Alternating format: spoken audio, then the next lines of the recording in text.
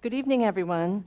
Thank you for joining us tonight for our council meeting. For the record, it's February 1st, 2024, and the time is 6:30. I'll begin the roll call. So council, when I call your name, please say here or present. Mayor Maxton. Here. Councilmember Stroop. Here. Roden. Here. Kerner. Here. Parker. Here.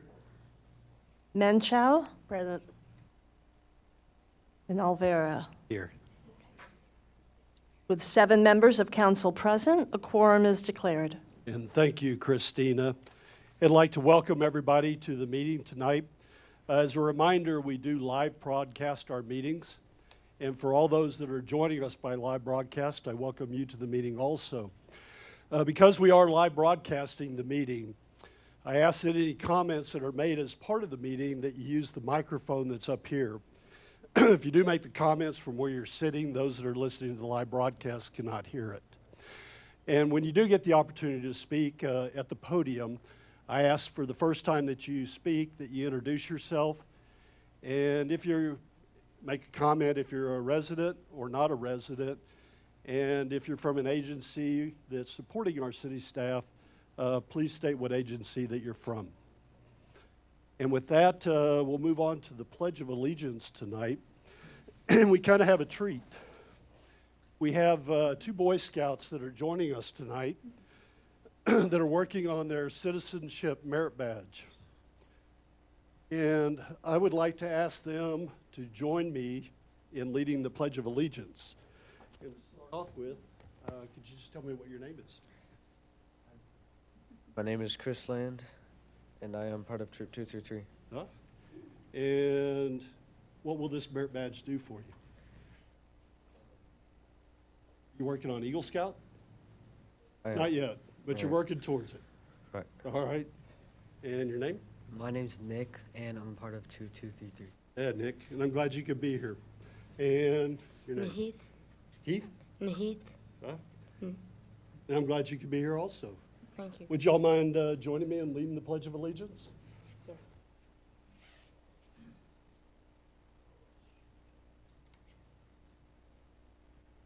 All right.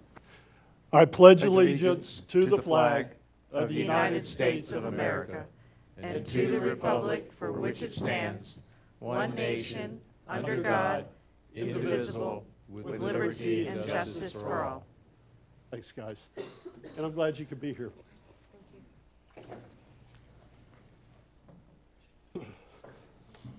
As part of their Citizenship Merit Badge, they had to sit through a civic meeting, and they chose our meeting to a city council meeting to sit through. With that, we'll move on to Citizens to be Heard. And as part of Citizens to be Heard, I want to remind everybody that in accordance with the Open Meetings Act, that council may not discuss or take any action on any item which has not been posted on the agenda. And in addition to that, I ask that all speakers limit their time comments to 5 minutes. And with that, we had one individual that signed up for Citizens to be Heard, and that is Sean Paul Reyes.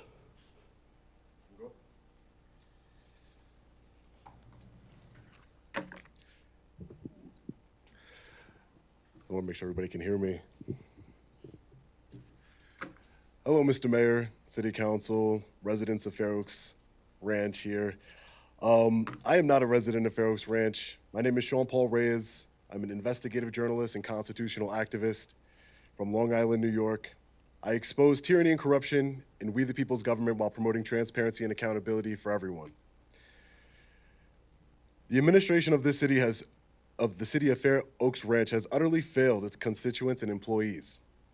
Several current and former law enforcement officers have reached out to me regarding the egregious criminal misconduct of Police Chief Tim Mooring. All of the allegations that I'm saying, I'm a journalist. I have nothing personal. I've been in your city for a few days now, and it's a beautiful city. I've enjoyed it. I've contributed to the economy here. This is nothing personal towards your city. This is, in order to have a democracy, we need to speak about these kinds of things, and it's important to mention them and address them with our government officials and public servants here, as I'm sure you all can appreciate in this great country of ours. Again, current law enforcement officers and former law enforcement have reached out to me regarding these allegations. These allegations include tasing, against Chief Mooring, tasing his subordinates and forcing them to play taser roulette, pointing a loaded firearm at former Officer Downey, which has been corroborated by Sergeant Davila. In fact, Sergeant Davila wrote a criminal complaint against Tim Mooring for pointing the loaded firearm at Officer Downing, but the chief at the time, Chief Rubin, covered it up. I have here for everyone to see, because I believe evidence is very important, so I have here for everybody to see a criminal complaint that was written by Sergeant Davila. It states that on May 2nd, 2019, at approximately 13:55 hours, Sergeant Toussaint and I were having a discussion in my office. Investigator Downey standing just inside the evidence storage room, as confirmed by the sign-in log. Lieutenant Tim Mooring walked up and started playing around with Investigator Downey. Downey was entering the evidence room in our PMI system. Mooring walked up to my office doorway and stood sideways facing me. What immediately caught my attention was the sound of a firearm being removed from its holster and then being placed back inside again and again. As a veteran law enforcement officer, there is no mistaking the sound of a firearm that is being removed from a holster. All of a sudden, Mooring removed his department-issued firearm from his holster and extended his arm downward at an angle, pointing it towards the floor and direction of the investigator Downey. Sergeant Toussaint and I immediately looked at each other. Mooring walked away, and Sergeant Toussaint said, "Did he really just do that?" Lieutenant Mooring placed all of us in immediate danger of serious bodily injury due to his reckless conduct. Mooring knowingly pointed his firearm in the direction of another, Detective Davila. And this is the complaint form, the criminal complaint here. It was never officially submitted per Chief Rubin at the time. Other allegations include abuse of Adderall, a Schedule II prescription drug, as well as distributing this drug to multiple officers in the department, which is a felony. Consistently retaliating against officers as well as influencing internal affairs investigations in order to protect himself and his job as chief. This is commonly referred to as we've investigated ourselves and found no wrongdoing. All of these allegations are criminal in nature, but it doesn't end there. Sources inside the department, these are not disgruntled employees, these are officers that have reached out to me that are currently in the department, but they are terrified to come forward publicly in fear of being blacklisted and losing their job. But they have reached out to me to get their story out there. Chief Mooring has been in inappropriate situations with Finance Director Summer Fleming. It is alleged that the two of them are having an inappropriate relationship, apparently well known by the inside office, but no one dares speak up in fear of retaliation by the chief. It is also alleged that multiple officers inside and outside the department that Chief Mooring is also having an inappropriate sexual relationship with Detective Elsie Serold. They have been seen leaving in a seized vehicle and disappearing for hours without telling anyone where they were going. Officers have also informed me that the chief's affair with Detective Serold makes her untouchable. Detective Serold was found to have made false sexual harassment statements. This is documented. False sexual harassment statements about another officer. The investigating officer recommended she be terminated because of this, but Chief Mooring protected her just like he protected him while she investigated the three officers who came forward and blew the whistle on the chief's tyranny and corruption. Mayor Maxton, as an elected leader of the city of Fair Oaks Ranch, you bear the responsibility for all of this dysfunction, tyranny, and corruption. Chief Mooring has not only committed crimes and engaged in multiple inappropriate sexual relationships, he has embarrassed the city of Fair Oaks Ranch to the world, and you continue to perpetuate that embarrassment by not taking any action. The so-called independent investigation that was conducted was a farce, and you know it. It didn't even investigate the alleged affairs by the Chief Mooring. Mayor, you said in a public statement that Officer of the Year, just 1 year ago, Officer of the Year, Lacey Gonzalez, and Sergeant Paul Cepeda concocted the criminal allegations against Chief Mooring to hide their alleged sexual relationship. Yet you failed to mention that before there was even a complaint made against the chief, Chief Mooring himself found that the relationship never happened. And I have a letter here, again, some more evidence for all of you, City of Fair Oaks Ranch Police Department. This letter was addressed to Lacey Gonzalez. Officer Gonzalez, on July 14, 2023, an internal investigation was opened after the city received an anonymous complaint alleging gross policy violations against Sergeant Paul Cepeda. Portions of that anonymous complaint allege a conflict of interest was present, specifically the allegation of existence of improper relationship between Sergeant Cepeda and yourself. I am ruling this complaint as not sustained. I found no evidence to verify the allegations made against you and Sergeant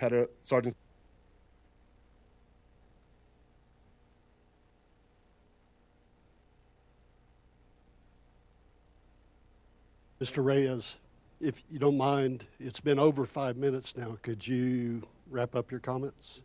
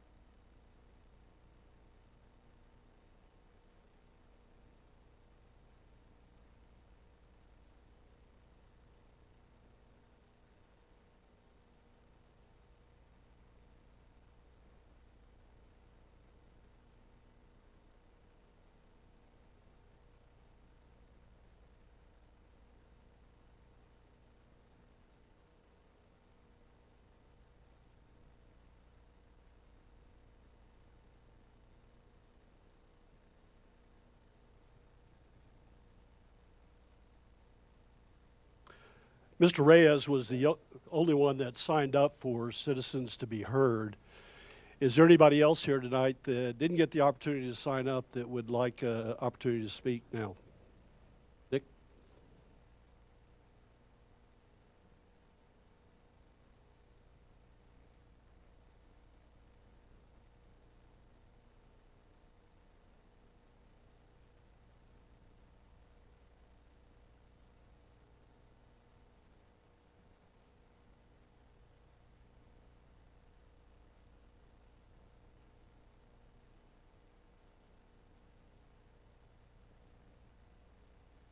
Is it on?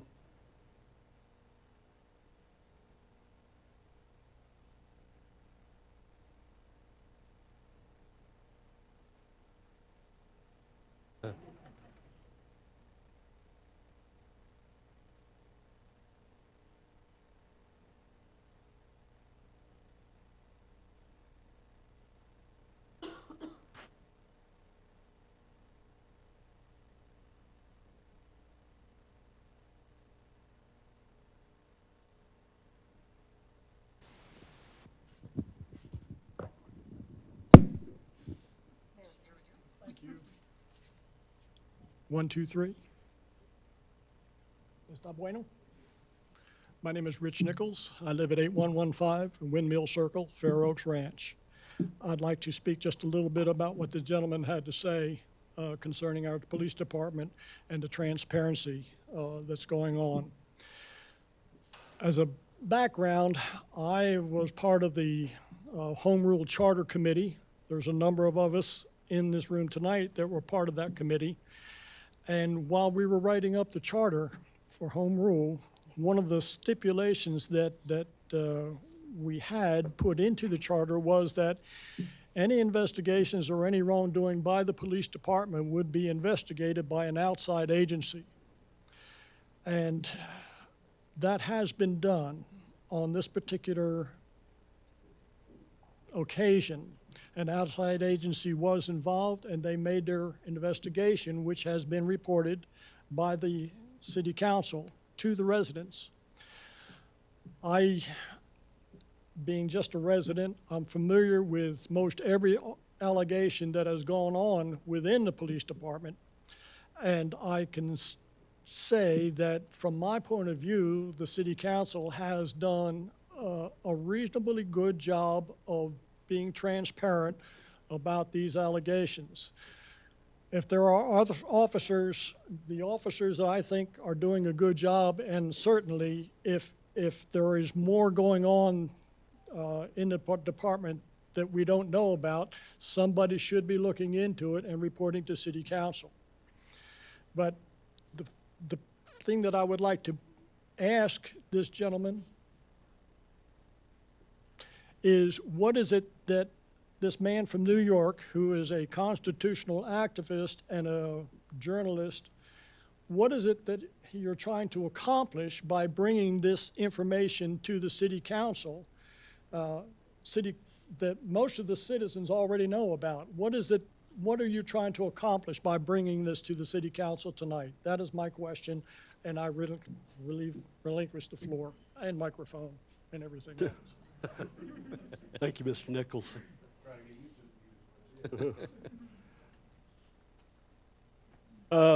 Is there anybody else that didn't get an opportunity to sign up that would like to speak?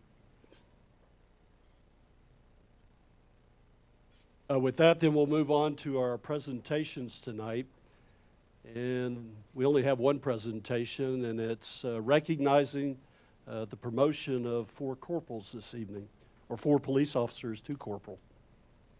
And Jennifer, you're going to do the introductions? Yes, sir, I sure am. Thank you. My name is Jennifer Hudson. I am filling in for Joanna Merrill tonight. I am the Human Resources Generalist, and I am excited to be here this evening to recognize and announce our 4 police officers that were promoted to corporal. So if you guys would go ahead and come on up and stand on this side of me, pretty please.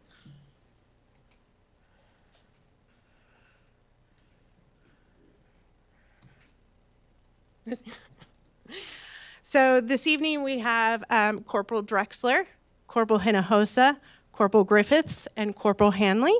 Corporal Drexler has been with us for 6 years. Corporal Hinojosa has been with the city for 5 years.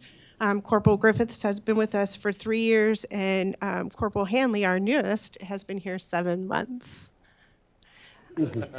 I was told to keep comments brief, so that's all I have to say. But congratulations on your promotion.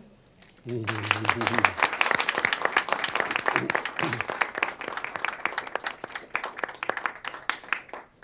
told it was a very competitive process that y'all went through, and y'all 4 were identified out of a group, and congratulations on your selection and your promotion. And thank y'all for being here tonight also. Thank you. Yep.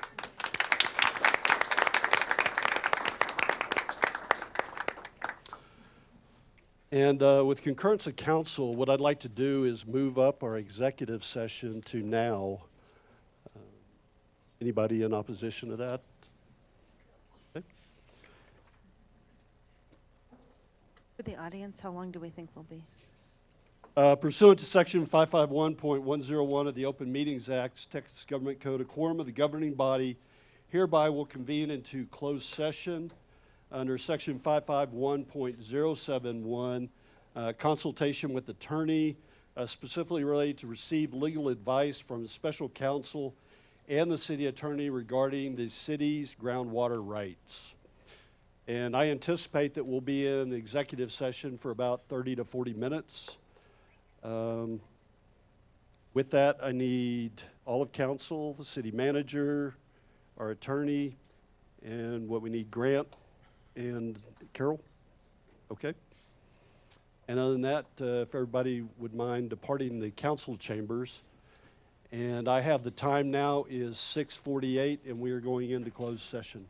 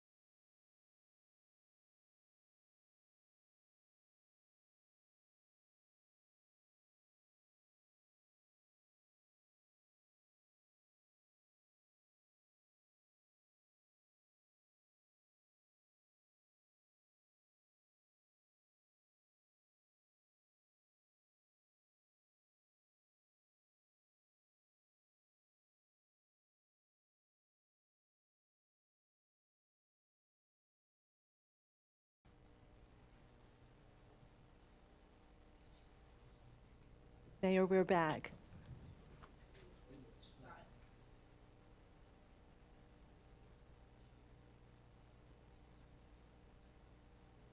Okay. Christine, I have the time now is 7:24, and we are back in open session. During the time in executive session, there were no items discussed that required any action back in open session. And with that, we'll move on to our consent agenda tonight. We have 4 items on the consent agenda. First is the approval of the December 19th, 2023 special city council meeting minutes.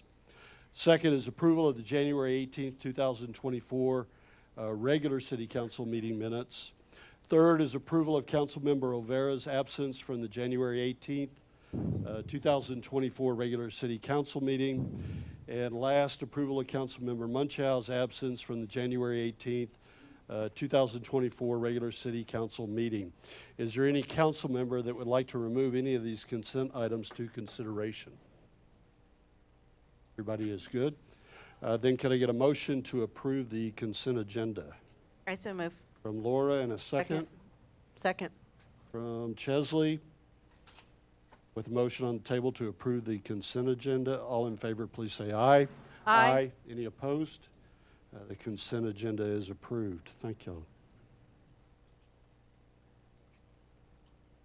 With that, we'll move on to our consideration items tonight. We have one item for consideration, and that is the consideration and the possible action appointing Councilmember Olvera to serve as a member on the Branding Committee and the Wildlife Education Committee. And this was an item that we had on our last council meeting agenda, and Ruben, you weren't able to join us for that meeting. Should have voted. That's what I said. Well, I can tell you there were a lot more other recommendations for appointment at the time, so we decided to table it until this meeting. But at this time, we were looking at committees that were vacant, that have vacant positions where we have council member assignments to. And right now, that would be the Branding Committee and the Wildlife Education Committee. And well, I'll just open it up for any questions from council or any discussion on. Are you okay with I'm okay. appointments? I am. Any questions from anybody here tonight reference these committees? With that, then, could I get a motion to approve Councilmember Olvera's assignment to the Branding Committee and the Wildlife Education Committee? So moved. From Keith, and a second. Second. From Scott. Any other discussion from council? With a motion on the table to make the appointments, all in favor, please say aye. Aye. Any opposed? The motion is approved. Congratulations, Ruben. Thank you.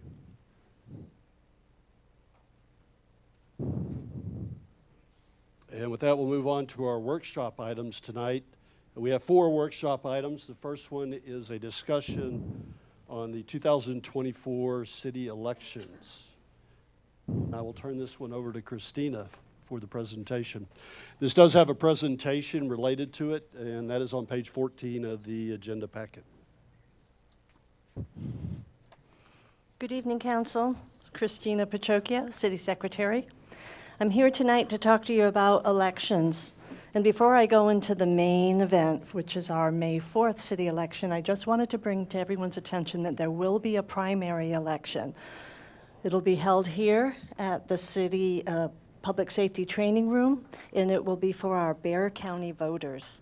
So anyone who lives in Bexar County will be able to come here between February 20th and March 1st. And then that'll be early voting, and then March 5th will be Election Day. Residents who live in Kendall County and Comal will have to go to their respective counties to vote. We will have on the website the closest polling locations identified, times and dates, and links to our counties, so you'll be able to know where to go. Now getting back into our May 4th city elections. You may be aware that we are intending on having 3 elections coming up in May. We have a general election, which is for our mayor and council member place 1. And we have 2 special elections proposed, a reauthorization of the local sales and use tax for street maintenance and the issuance of general obligation bonds for road projects. I want to give you a little background right now regarding the timelines as we're moving ahead. Currently, we're in the middle of the filing period for our council member place 1 and mayor seats, and that is until February 16th. Our plan is to order the elections by February 15th. If no one opposes the mayor or council member place 1, then we can cancel that election on February 23rd. We'll still move forward with the special elections, but at least we could potentially stop that one. The early voting period for the May 4th election is April 22nd to April 30th. The elections will be held here, and in this particular election, we'll have every resident able to come in here, Bear, Comal, and Kendall County residents. Election day is May 4th. We'll canvass the election probably May 15th. That's our goal. We have a time frame between the 7th and the 15th that we can canvass, but we tend to move towards the end. That allows the ballot board enough time to receive their ballots by mail and any overseas ballots. The very next day, our council members will be able to assume their duties at our regularly scheduled council meeting. We have the 2 special elections, as I mentioned. The first one is a reauthorization of the local sales and use tax for street maintenance. This is for maintenance and repair of existing streets and sidewalks and not to build new roads. 1/4 of 1% is the amount that is put to that.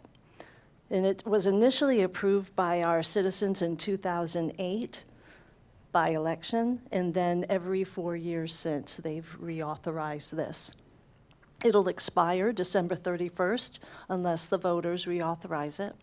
And this particular tax is paid by the consumers. It's not a home tax. So any kind of purchases that are made in the city, that's where that money is coming from. And that's whether you're in person or buying online.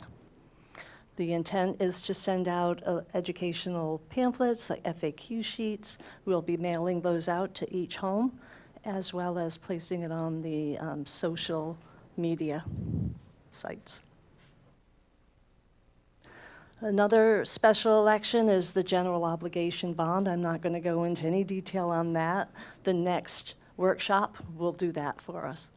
But to suffice it to say, it's for road projects on Dietz Elkhorn, Rolling Acres Trail, Almond Road, and Battle and Tents at Trailside. To give a little background, historically, we've ordered our general elections by resolution and our special elections by ordinance. You may notice that this particular presentation is different than what's in the packet, because our original intention was to try to order all of our elections by resolution just to keep it consistent and simple.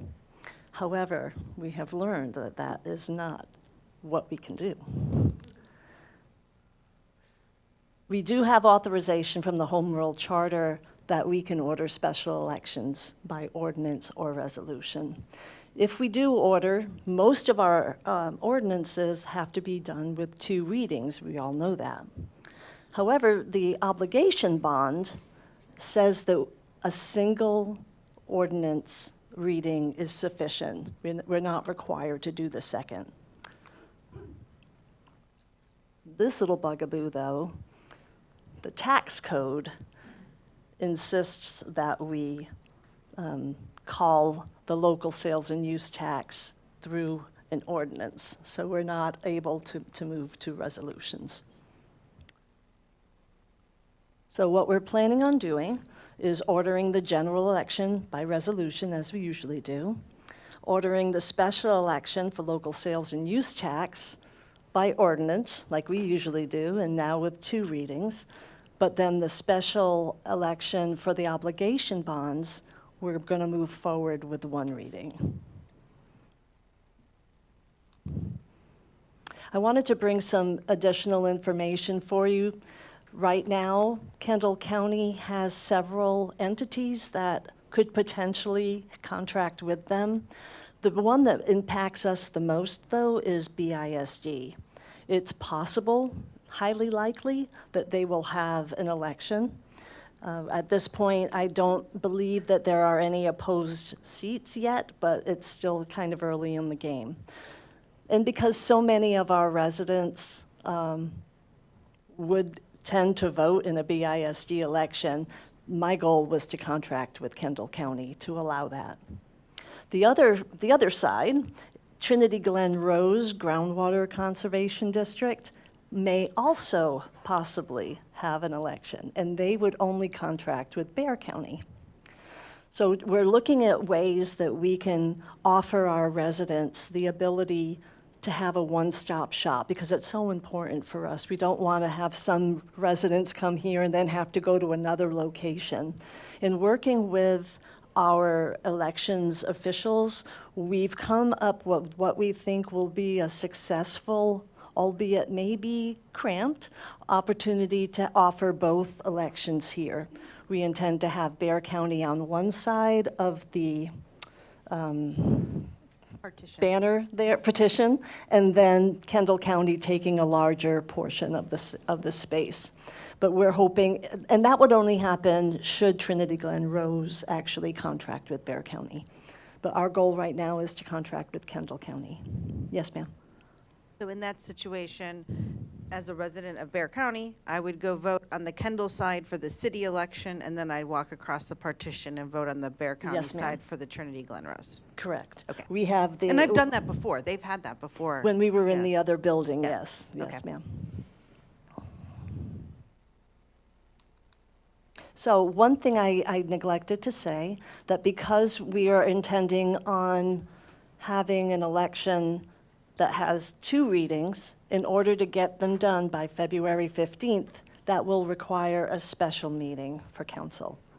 And so what I've provided for you here is a calendar of when this room is available, the rest of next week, and an early part of the week after. So I was hoping that perhaps you could look at those dates and, if it's possible today, come up with a possible time that we could meet. I wasn't sure if you would meet in the daytime or the evening, so I provided both. When we're looking at the schedule, are there any dates up there that people are looking at that we just can't do? We could.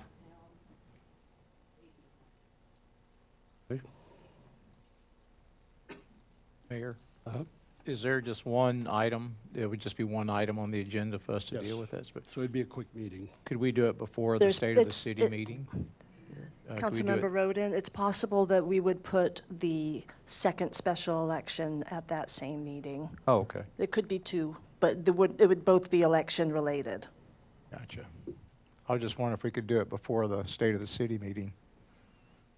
Since we're going to be we have that time already on the calendar for that evening. Met here early enough to do that and then go to that event. Just a thought. I think The that mayor might would be put burden on staff. I beg your pardon? I think that would put an extra burden on staff because they're prepping for the state of the city, right? Yeah.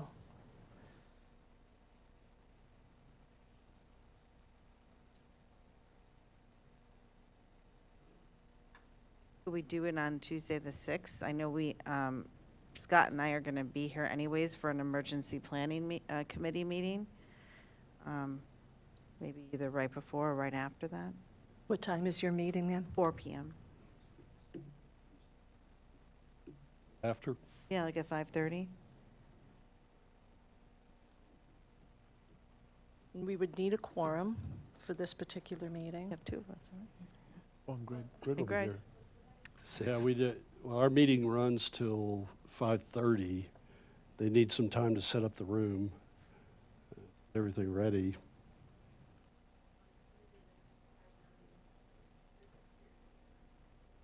Oh, that's right.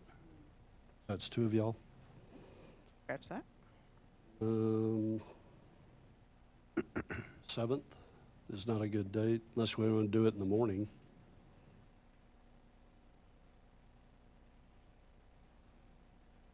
9th.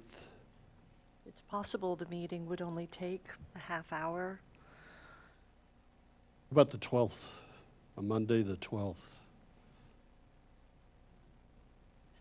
No? Driving to Austin.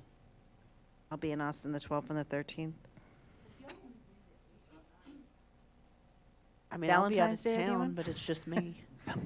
Y'all would still have a quorum. We could also meet prior to the P and Z meeting.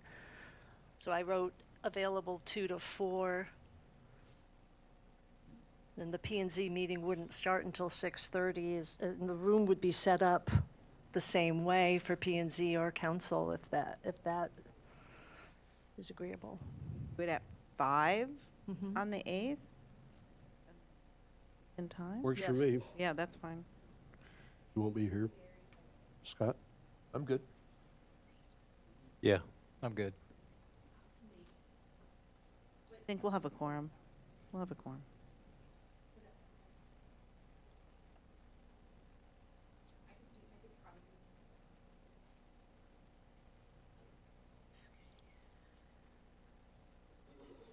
Yeah, and I think that if we went to 5:30, it would put, That would 5:30 would be fine.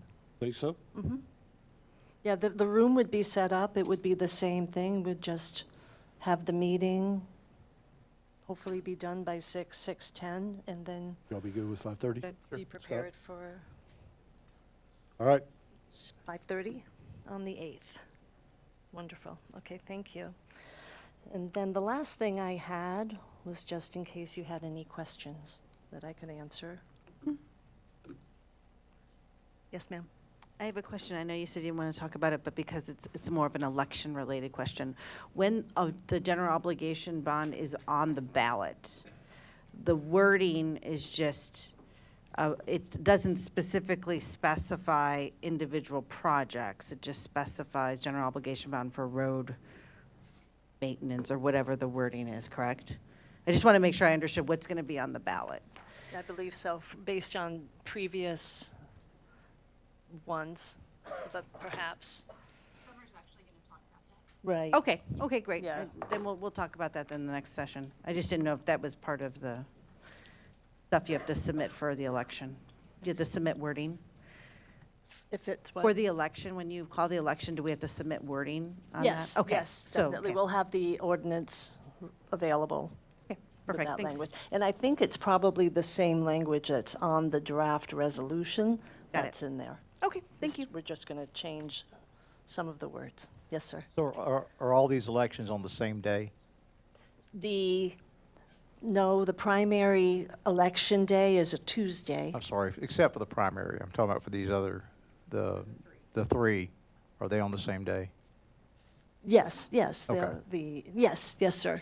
Yeah, they'll all be on the early voting period, April 22nd to April 30th, and then the election day will be May 4th. Okay, And they'll all be on the same ballot. great, thank you. Anyone else? Is there anybody here tonight that had any other questions that we didn't cover?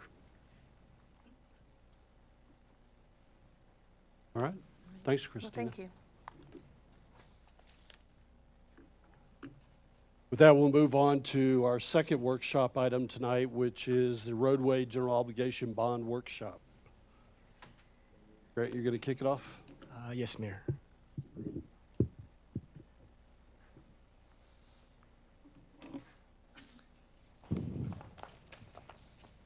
All right.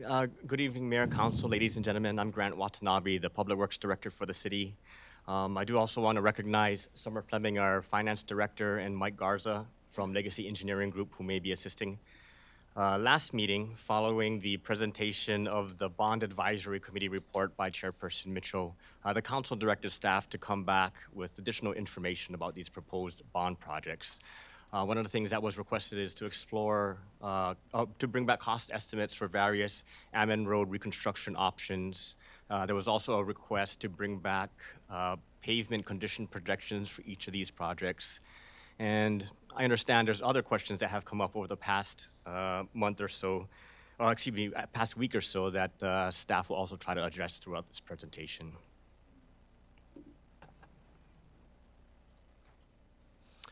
Here's the agenda.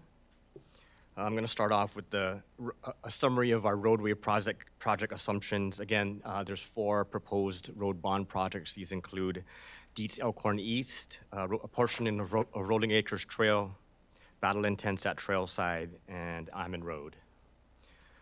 As requested, I'll cover some of the Ammon Road options. We'll also cover some options when it comes to the total authorization for the bond. And I know it's been mentioned before, but I do want to reiterate that the bond authorization is just a not to exceed amount. Just because a number is authorized doesn't mean that that's the amount of debt that's going to be issued. And similarly, how we're doing with the Dietz Elkhorn project, where we're exploring different options for different elements as part of that project, getting citizen input, and then bringing that back for council to make an informed decision. That's the same approach we would use for each and every one of these proposed road bond projects. So there is future opportunity to change the scope, to add or delete from these projects at future meetings.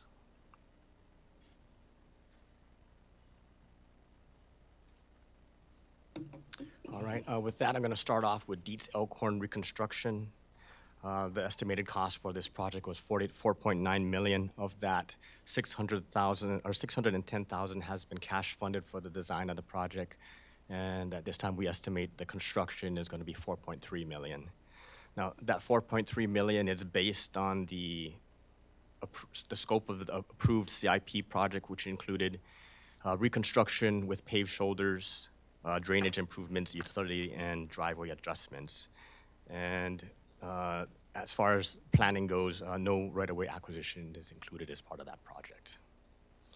Now, staff is also evaluating various multimodal transportation options, such as the addition of a sidewalk, a shared use path, or a combined use path.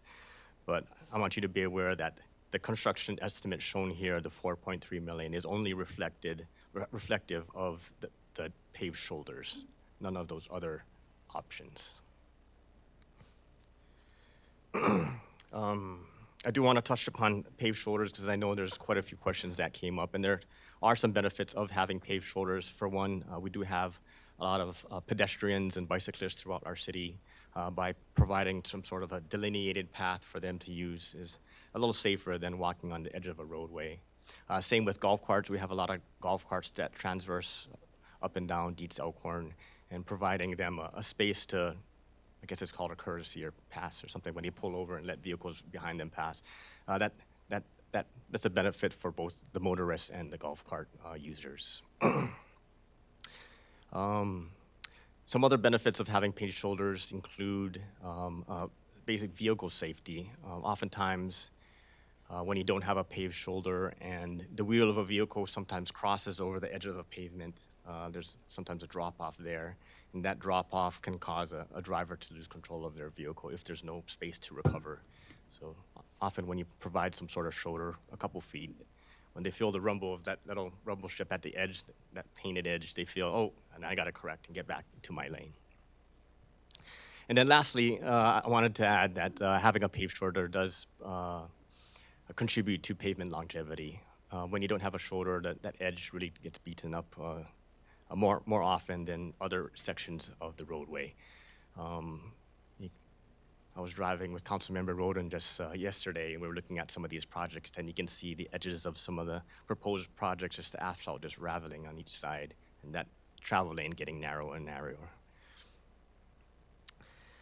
There's also been discussion about what the cost is of paved shoulders. What we discussed with the Bond Advisory Committee is that it adds about 20 to 50% of the project, depending on how many driveway adjustments you have to do, how many utility adjustments, how much culverts have to be replaced, and so on. And luckily for us, most of our roads are in a rural setting where we have few culverts, few driveways, few utilities. So the addition of paved shoulders in our case is closer to the 20% than 50%, just for awareness.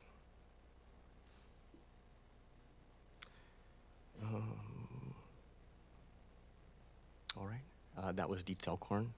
Moving on to Rolling Acres Trail, the estimated cost at this time is $6.8 million, and that's reflective of, again, of the approved CIP project.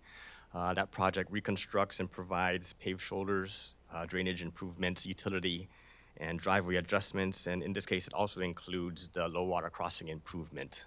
This is the low water crossing that's located between Meadow Creek Trail and Post Oak Trail. There's a small map at the bottom. You can kind of see the beginning of the project is at Flagstone Hill, and the end of the project is at Ammon Road. I also show some numbers. Those are the projected OCI for those segments of road in the 2029 timeframe. Right now, just based on our bond schedule, this is one of the projects that's slated toward the end of the 5 years, so the 2028/2029 timeframe. So I just wanted to show what the condition would be in 2029. The first number you see, looks like that's between Flagstone Hill and Post Oak Trail. It's 61. Again, for those that are not familiar with OCI, that stands for Overall Condition Index. We calculate this as a combination of the Pavement Condition Index and the International Roughness Index. It's a weighted average between those two components. And I guess just for a visual reference, we do have a backup slide. It's on page 40 of the packet. A few slides back that does go over Pavement Condition Index, and it kind of classifies based on your rating, your grade. I think it's good, fair, poor, very poor, and then failed condition. And it kind of gives you the number rating, the range of numbers for each of those ratings. So looking again back at this map for Rolling Acres Trail, we got some sections in 2029 that would still be in fair condition, particularly the segment between Flagstone Hill and Post Oak Trail, and then the segment between Meadow Creek Trail and Ammon Road. Those will still seem to be in fair condition. The worst segment there is between Post Oak Trail and Meadow Creek Trail, where it's a rating of 13, and that indicates very poor. Now, the assumption here is that we're going to reconstruct the entire length. Again, even though some of those segments are in fair condition, they've been constructed to standards many decades ago. So what we really have is kind of less than 2 inches of asphalt over maybe 5 inches of base. So even though right now it's in fair condition, we expect those to degrade fairly quickly over the next 5-10 years.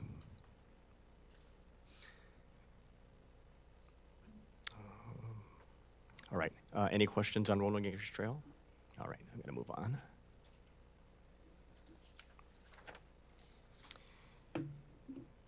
The next one is Battle Intense at Trailside. This is a fairly small project, about $312,000 for design and construction. Again, here we're projecting by 2029 this section of 528 linear feet will be in a failed condition. Looks like it's an OCI of just 2. And 2. So sometimes it's a little hard to see. During my trip yesterday with Mr. Roden, we stopped here for a minute, and when you really look close, there's a spider webbed up of cracks in this section of roadway. Just try riding your bike over that. Oh, you can feel every single crack.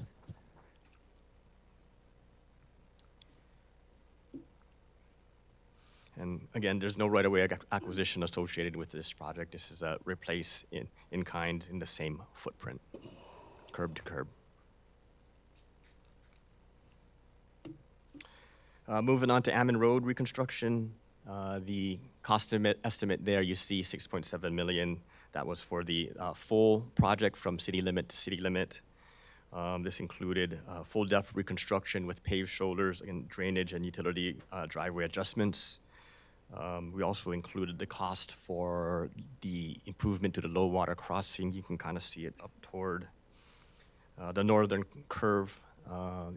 It's called out as low water crossing, as well as the beginning of the project at the north curve and the end of the project out toward just short of FM 3351. Again, the assumption here is no right-of-way acquisition, and looking at just the pavement condition projections to 2029, there's a large part, almost all of it's going to be in a poor, very poor, or failed condition.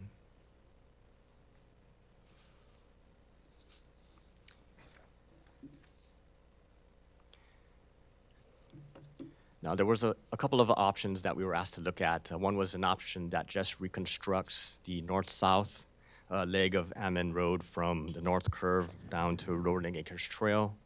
This would also include the raising of the low water crossing. We estimated that cost to be about $4 million. While that takes care of the north-south leg, there are some portions on the east-west leg that would not be addressed under this scenario. We also looked at the bond committee's recommendation. The bond committee recommended that we do maintenance of the worst or poorest condition sections. That would primarily be the failed sections along both the north-south and the east-west legs of Ammon Road. But that would still leave the poor and very poor condition segments of the road in place. And I would predict that we would have to address those, not in the next 5 years, but maybe in the next 10 years. Hey, Grant, did Yes, we ma'am. look at options to address our entire section and put it back down as is?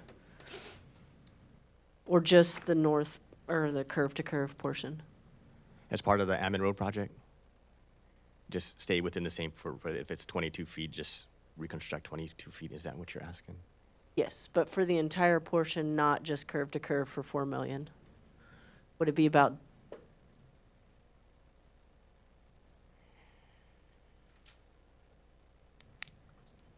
For the north-south leg, that's curve to curve. so my question is did we look at doing our whole portion, which would be the L, if you want to call it that, but putting it back down as is, not for the 6.7, doing drainage and shoulders? So, Minus the shoulders, okay. right? I did some calculations just now based on what Grant said earlier, that the shoulders would be closer to the 20% as opposed to the higher end. And it would be, if you took off the 20%, it would be 5.36 million. If that's how you wanted to calculate it. Thank you.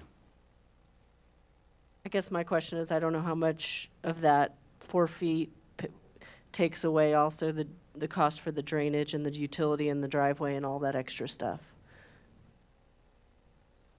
You know, a couple meetings ago, when we talked about different street projects, I kind of asked that when we come in, we bring in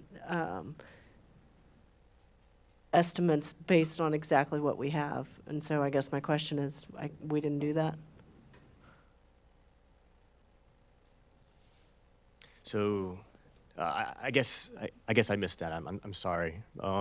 Yeah, we didn't have time to do that. Right now, we just have, again, it's about approximately 25% the cost of the paved shoulders. If we want to apply that to the value of each project, that'd probably give you what the costs we're adding because of the shoulders. I did the numbers just now. If you want the 20% numbers for each one, the Dietz Elkhorn would be 3.44 million if you back out 20%. The Rolling Acres would be 5.44 million if you back out the 20%. And the Ammon Road would be 5.36 million if you back out the 20%. Part of the challenge that I think we're running into is that we're really getting into the design of the project. And I believe what Grant and his team provided us was probably an all-inclusive estimate in looking at these projects. I in no way support putting shoulders on Ammon Road or on Rolling Acres Road. My belief is we move forward and we're going to reconstruct those roads, They ought to be in the similar nature of what they're in right now. Maybe looking at some extension, widening of the road a small bit, only for safety reasons, but not the shoulders. And I think the challenge that we're going to get into is, you know, maybe we have this shoulder or we don't do this driveway, and we're going to get multiple estimates. And I know what we're trying to do is narrow in on what is that amount of the bond that we're looking for. It's part of the challenge that I've had as we go through this, is that as we look at a bond amount, a total bond amount, my belief in a perfect world, we would have designed the projects ahead of time. We'd know what we were going to go through, and then we could go for a bond amount for that. My perfect world. The challenge with that is that design costs money. And to do the design and not sure that you're going to do the project could be a waste of money for the design. So it's a circular process. And what I understand is what Grant's been through in providing an all-inclusive amount really provides us some flexibility. And so I already know that when I'm looking at this is not, you know, the numbers you're providing are a little bit lower. If you approve a, you know, if we look at a $14 million bond overall, and then we go through design and we determine Ammon Road without shoulders, Rolling Acre without shoulders, you know, those projects could come in at a very lower cost. Everybody agree with that so far? Right. And we'd save money on the bond. So the bond is only a not to exceed amount. So we had $14 million. If we get, say we were able to do these two projects, and based on the numbers that Emily just provided, maybe we do those at 8 or 14.552 approximately. well, no, the reduced amount. So you That would be all in reduced amount, no shoulders. okay? For every For project. including the all Right. the 6.7. But point being, we go in, say we go in at 14, and we're able to do all the projects at 10, then yeah, we don't draw the other $4 million. And so that portion of that $4 million never goes into our INS tax rate. And so basically, we have a $10 million bond, is what we're drawing on. So the point I'm trying to make is that we're not in the design process. Grant has provided us figures that really are the all-inclusive, so that it provides us flexibility to downgrade from there on what it is that we want as part of the bond. The opposite would put us in a very bad condition.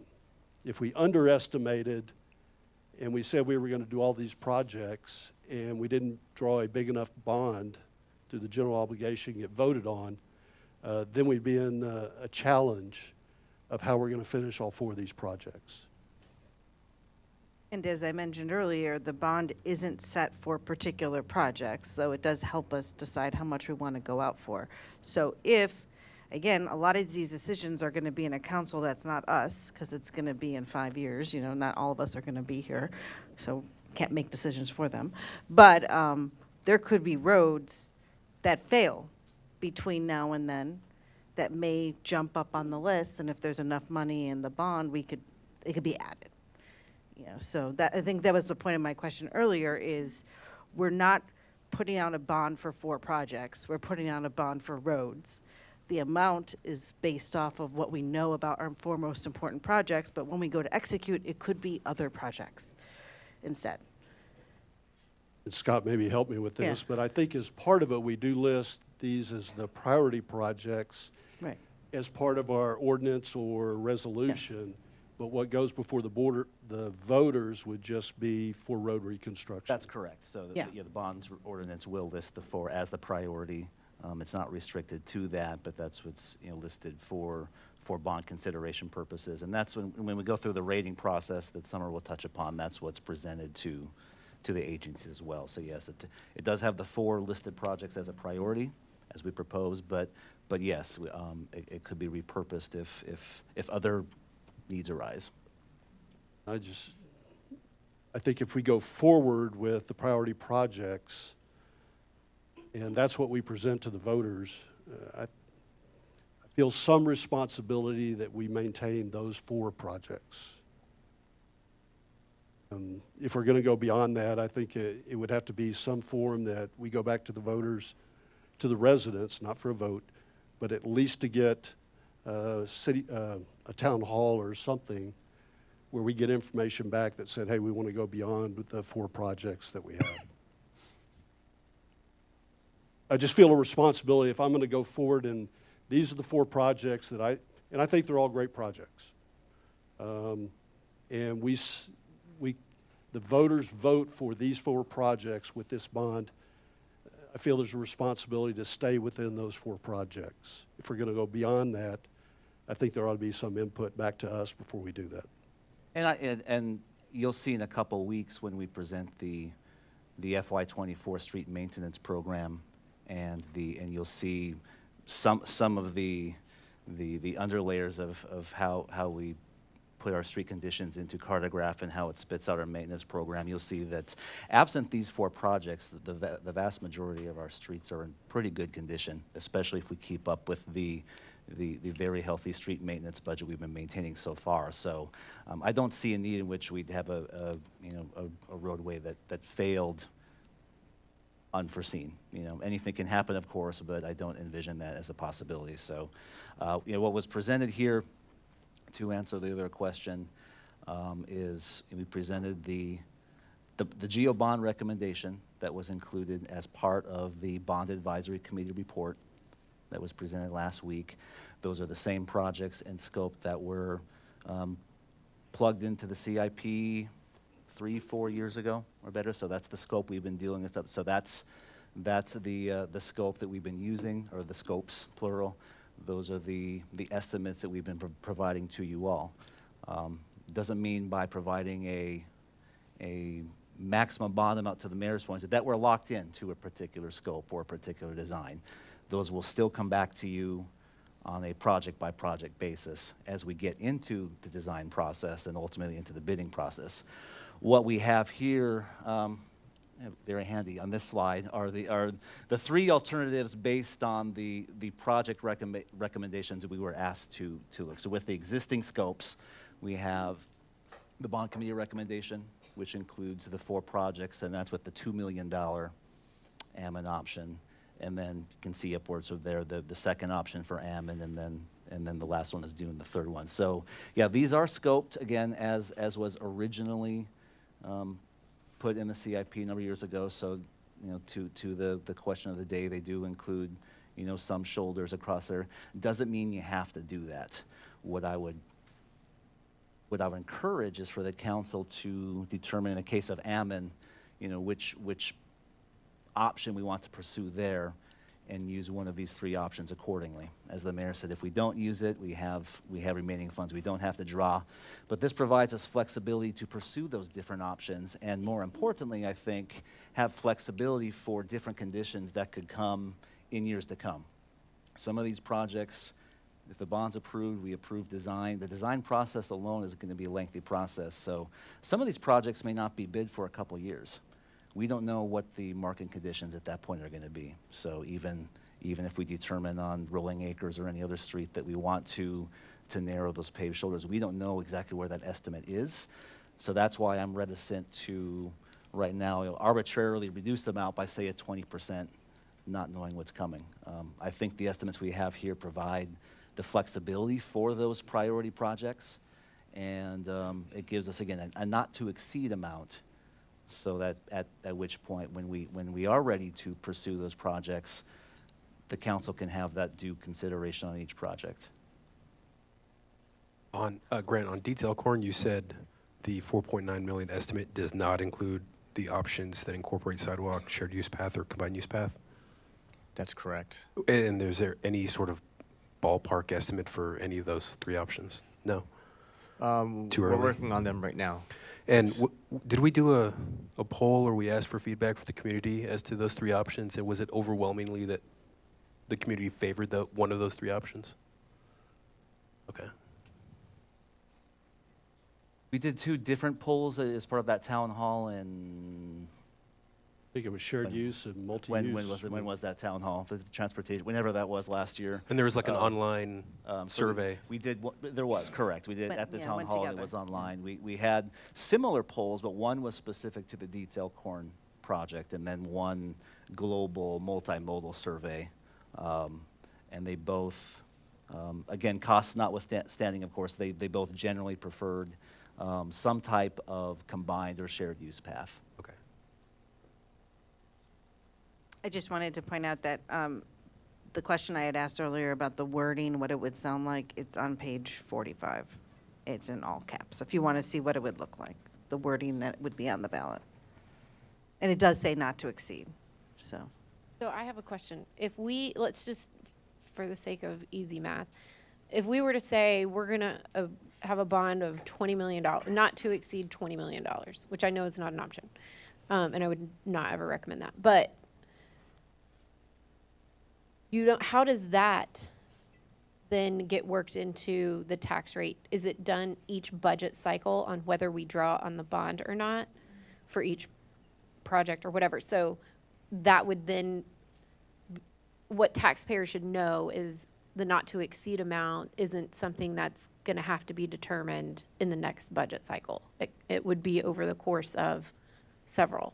So the Right. impact on the INS rate only occurs when we draw on the bond? That's correct. So we would do it in at least 3 draws. That would depend somewhat on the project type. But yeah, we would not take out in your scenario, a $20 million loan at one time. We would Right. we would determine the projects, the project scope for that year, draw down the amounts needed to complete those projects, put them into the next budget, and do the same thing in the next year or the year after. So it would be an incremental, phased-in process. Did I answer your question? So, I guess to start off with, as we're going through this tonight, what is it that we as a council need to accomplish? And so do we want to move forward with calling for an election for a road bond? I think that's the bottom line answer. And if so, then we need to give guidance to staff to either continue the process or not. Simple. If we make the decision to move forward with pursuing a bond, then we need to identify the primary purpose of the bond and a principal amount of the bond and not to exceed. The amount of the not to exceed bond amount. Everybody tracking? This is the information that needs to put into the ordinance or the resolution to call for the election. And then as Laura mentioned, the verbiage that actually goes on the ballot is very general in nature and just talks about the not to exceed amount, that it is for road reconstruction projects, and that we are authorized to collect the interest and principal to repay the bond. So looking at this, the projects. So what I'd start off with is they're all road reconstruction projects. All of the projects that we're looking at are roads that are beyond repair. So, we have our road maintenance program that Grant runs every year that maintains our roads and keeps them up in the OCI index over 85. And so those roads are going to last a lot longer because of the maintenance program that we've got them under. The challenge is you cannot take that maintenance program and apply it to these roads because it'd be just a waste of money. We'll never get it to a level that it will impact the roads. Is that fair? Yes, Mayor. So with the roads that have been proposed, and I believe that is all of the roads that are in the condition that can't be fixed or repaired, we're all listed there. Ammon Road, Rolling Acres, Dietz Elkhorn, and Battle and Tents. So the decision that we have with those is we can either fix them or just let them be. And if we just let them be, they'll continue to deteriorate over the years until we make a decision that we do want to reconstruct them. And that's what we've been doing for the last to 10 years on those roads. Pushing the can down the road. And this is the time. Okay. Yeah. I agree with it. I think it's time that we make a stand. All the other roads in our city are in great shape. We maintain them. I believe, and as Scott said, it's not going to happen next year. It's going to happen over several years to get this taken care of, but to get these roads in a condition that are at the same condition as the rest of the roads within our city. So with that, Ammon Road and Rolling Acres. And so I made the recommendation, well, I'll start with Ammon Road. So I made the recommendation last time that I would like to look at Ammon Road from the northern corner all the way down south through the southern corner into where it connects with Rolling Acres.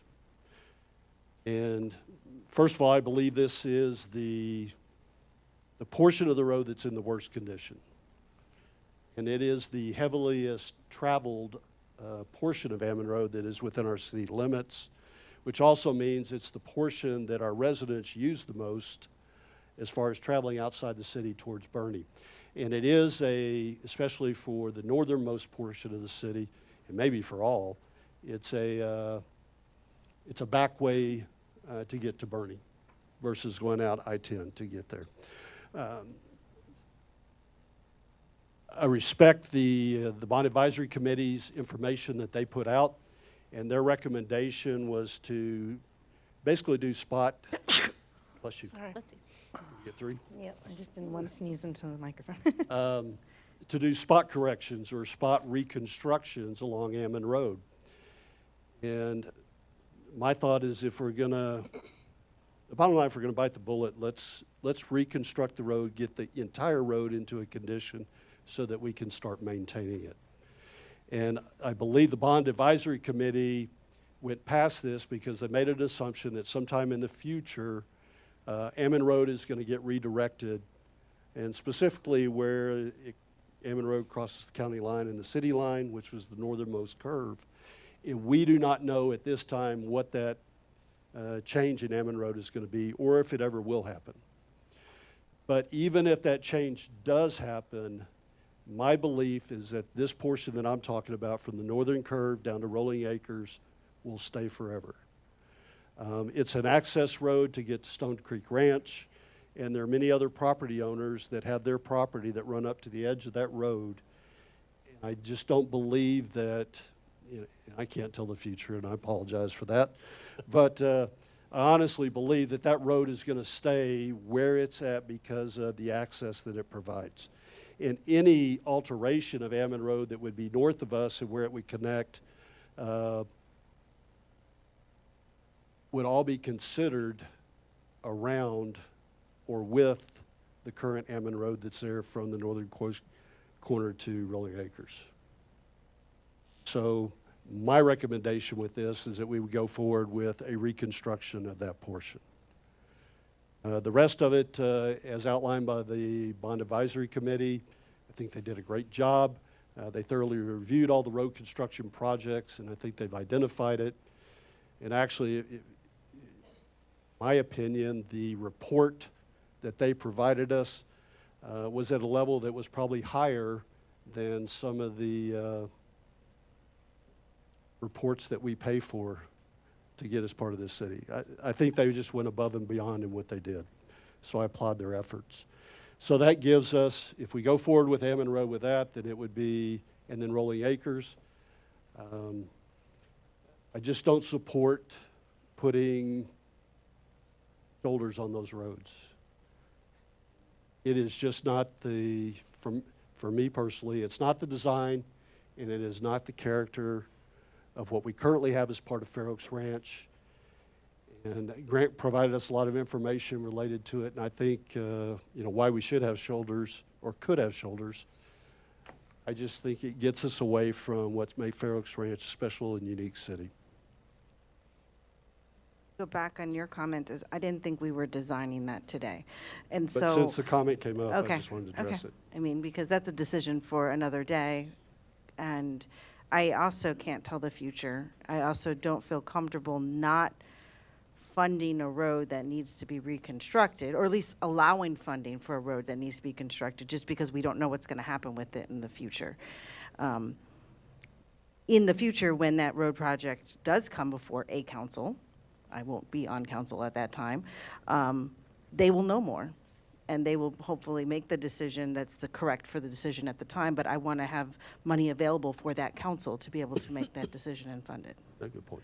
That's my point, is we're trying to make decisions for something that's going to be decided in 4 or 5 years, that we have no idea the conditions, what the financial conditions of the city are going to be. We have no idea what the road is going to be. We have no idea what's going to be happening in that region. But I want to make sure that we have allowed enough bond money to allow whatever council's decision happens at that time to support it. That's, I don't want to go into the specifics now because there's no way I know what those are today. But I know that road needs to be reconstructed, because Grant said that. Yep. Right? But I do agree, the bond committee going back to your original question, is do we even want to take out a bond for roads as the first discussion item? I thought the bond committee did a really great job of laying out what are the options for all of the different CIPs we have, which ones should have bonds, which ones should have certificates of obligation, which ones should have cash. And it was quite clear that this is probably the appropriate and only path we have to ever fund reconstruction of these roads and have it done in a timely manner. So that was very clear, and it was really good recommendation coming from the bond committee. And now our choice is to say, okay, if we agree to do bonds to fund the reconstruction of these roads that have been on our list for years and years and years with no funding, how much do we want to set aside? Not knowing the construction costs in 5 years, not knowing the conditions that are going to be happening between now and then. We need to be able to set aside enough money so we don't hinder the council at that time, but at the same time, don't go too crazy. But it's, again, not to exceed. So again, we don't even have to use all of that.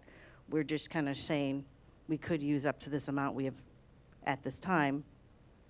That particular project we may not know enough about to say exactly what it's for. And I think coming out of workshop, do we want a number, or do we want just an agreement that we're going to a bond election? What do we need today? Need a number. We need a number, okay. I think that's why there's all this talk Because they need about to put numbers. the Oh, yeah, ordinance. tough in the- problems. So we Put the will ordinance use in the that number to resolution. calculate all the numbers in the ordinance that you will consider next Okay, week. so just to put a number out there, if you could take the full amount on Dietz Elkhorn, for the debt, the 4.3, and then you take a lesser amount for Rolling Acres and Ammon, if you back out only 20%. Now remember, this estimate, only backing out 20% still leaves a considerable amount of wiggle room there if a later council wanted to add shoulders, because it could be, important at the yeah, time. right. So you have the 4.3, the 5.44, and the 5.36 gives you just over 15. It's like 15.1 million if you went with that number. So, which would give you everything on Rolling Acres except for the shoulders, everything on the Ammon reconstruction except for the shoulders, and then Dietz with the shoulders. Assuming all construction costs the same, nothing Right. changes between now Right. and 5 years, yeah. So that just putting that number out there is about 15. And you added battle intense, Um, 312? then you would need to add that. Okay. But I was also going to ask, I mean, it's 312,000. Is there a reason why we couldn't cash fund that? Why would we when we could do a bond? I mean, we could do it faster and just knock it out. Since it's a not to Hold on. exceed. Can oh, you go ahead, hold- sorry. Scott, you had a comment earlier? Earlier, I think I'm just kind of piling on at this point. I do agree that we don't want to tie the hands of those that come after us. And it's for me, it was an interesting concept to go ahead and realize that we're trying to put a number on something that's not going to be built for 5 years. But living on a daily basis with Rolling Acres and Ammon Road, there's just no way that we can ever just cobble Ammon Road back together. That needs to be reconstructed, period.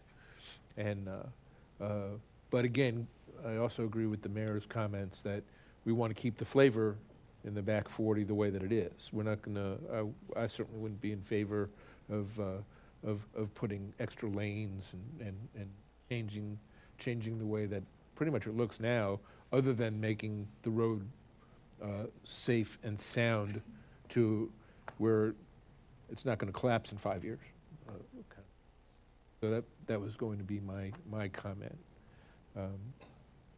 The bond committee did a great job, you know, and I think that we're at the point where we're making a selection based upon what they did, plus really what we need to do with Ammon Road. It's not just the traffic leaving the city, it's also all the construction on the far end of Ammon Road that's going to be coming through the city as well. And living on Meadow Creek Trail, we know what we've been seeing just on the construction vehicles coming through. Those are my comments. Keith? I was just going to say, since, you know, it's hard to estimate the cost, and to the point made, several points made about construction cost and the future and, you know, materials and whatnot. I want to be sure we're not trying to refine this down to just a very specific, you know, well, if we do this, it'll be this much. If this, I think this is a not to exceed kind of bond. You know, we leave enough buffer in there to accommodate whatever we don't know might happen. So my thought is just to take a good shot at what the number, you know, would give us the room to operate within, and then we're only going to take down what we actually need.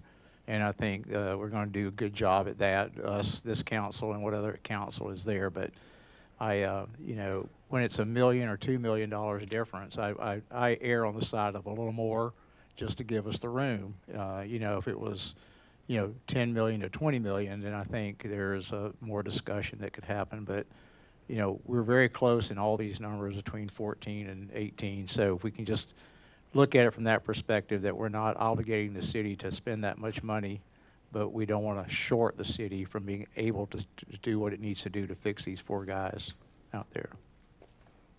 Yes, ma'am. I'm going to be a little bit of a devil's advocate on this. We don't want to, certainly don't want to undercut ourselves on this for what we need, but at the same time, we don't want to have this giant pocketbook for other people to think that they can just go and spend. And when our vision and the reason we are sitting in these seats today is because people put us here for a reason. And our vision is more along the lines of X instead of Y, then I think we do need to err a little bit more on the side of X, even though down the road there might be different people in here and we don't know what costs are going to be and that sort of thing. If we say, you know what, let's just go with 18.7 because that'll give us enough wiggle room for everything, that could be sending a very wrong message to people who are going to be sitting in these seats after us. And so I do think we you know, maybe not down to the penny, but I do think it is important to look at what is it that we see is important for us now, and how do we want these roads to actually look, and what is that number that corresponds with that? Sort of a conservative flexibility. Right. So I think I'm thinking about it a little like Emily, and you know, the difference between looking at it in the numbers of 15.5 or 16 really in theory isn't going to be that different for me. But I also think we're kind of overlooking maybe the thought process of we put these slides up and we're going to ask citizens to vote in favor of this, and regardless of what we think our slides are saying, people are calling me, at least specifically in the back 40, and saying, oh, you're going to do this, and oh, you're going to do this if you authorize the bond for this. And that's not what we're saying with this, but I think we need to be clear on that, because we're asking people to vote in favor of something, and if they think that we're going to go and widen their roads and take out their mailboxes and do all of these things, they're not going to vote in favor for it. Correct. So we can't just throw out 18.7 million and, hey, the sky's the limit. We don't definitely want to do all of this, but hey, we're going to leave ourselves a buffer because we actually have to get people to vote for this. So. True. I think with that, I think it might be wise to start with the $16 million number and start our discussions at that point. Because it's clear at the 16, we're saying we want something done in Almond Road, not as much as the full. And we may not know what partial means or which, what that means now, but it's not the full amount. And so if we want to start at 16 and then start talking up and down from there, that's fine. I think, to me, that's a good starting point for me. Could look at splitting the difference between the 16 and 18.7. That way you're not going all the way to the top, but you're leaving room above the 16. Keith. I was going to say, I mean, to that point, that's kind of the number I was looking at, like 16, because, we can't figure out, I don't think we go to the max, but, and I agree with Emily, I mean, we don't want to have an impression out here that there's just a bucket of money people can utilize. But the only other way to do this, if we want to get it more refined, would be what the mayor suggested. You'd have to go do all the design, go out and do bids, and that's not doable. So we have to come up with a number, and we have to have some justification behind it. The thing I like about it is that we've got at least a good ballpark estimate of things. We have a range here, and I think if we look at that, what we've got on the board here, 16 looks like a reasonable number, as good as any of them. 14 could be as good too, but since there are some questions, Mayor, about that whole portion of Ammon, we don't know exactly what that cost will be in these big pieces. So just to provide a little room, a little wiggle room. So I'm in favor of that, but we do owe it to the taxpayers to watch over their money. Scott, as we do in the example ordinance or resolution that we have to look at, it lists these projects as the priority projects. Correct. As part of it. And so we would be approving that ordinance or resolution, whatever we decide on going forward with. I think it's a resolution is what we've decided with. Or a one-time ordinance or. We're probably back to an ordinance, but That's your on page point is 42. taken. Yeah. But in that, since by ordinance, we're identifying these as the priority projects, then we would have a responsibility to complete these projects initially before moving on to anything else. I believe that, yes. Yeah. And so I think that provides us some of the protections that we're looking at as far as having a fund out there that anybody could go to and pull money from. Yes, but there's always that, if you have money in the pot, there's always ways to go ahead and spend it. So Well, my belief is we're saying this, I mean, you complete these 4 projects before, because Correct. you want to make sure. But without the additional roadways and byways that we laid out with the full Almond Road project, right? Right. So Why, yes. I mean, we're defining. we're going to stay Yes. along with this concept. Yes, sir. Just a question, can we designate that these funds would only be used for those 4 projects, or they wouldn't be used at all? I mean, I'm not necessarily in the voting part, but can we by ordinance or resolution here say that we're going to do a bond and it's for these 4 properties so that we do solve that problem that Scott mentions over here, that we aren't going to have money used for anything else for these 4 projects. That may be a little different than what most of these things happen, but that might solve our problem. And if the thing comes in at $10 million and we've authorized 16, we'll never use the other 6, and so we wouldn't take that 6 and allocate it elsewhere. But just a thought, is there a way we can restrict it to these 4 projects and protect the city that way? I don't know if I would do that in the enabling ordinance itself for calling an election, because that's what our bond advisory is going to, our bond rating agency is going to look at everything else. I think if that was a desire, you could effectively pass a complementary, a supplementary resolution. Yeah. The council's intent to do what you're saying. But something like that, as far as a structure, you guys would have to decide that. But in other words, some way that we could put some arms around it, and that protects the residents. Earmark. earmark it, period. And we do it, if we have to do a separate resolution, it doesn't matter to me how it's done, just as long as we know how to do it, you know. Yeah. Certainly do that. That's a suggestion.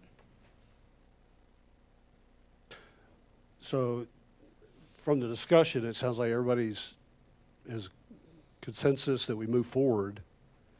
We're calling for an election. And I believe what I've heard is an amount, 16 million. Yeah. Okay. I believe those are the, yes, sir. Yeah. Al, yeah, come on up.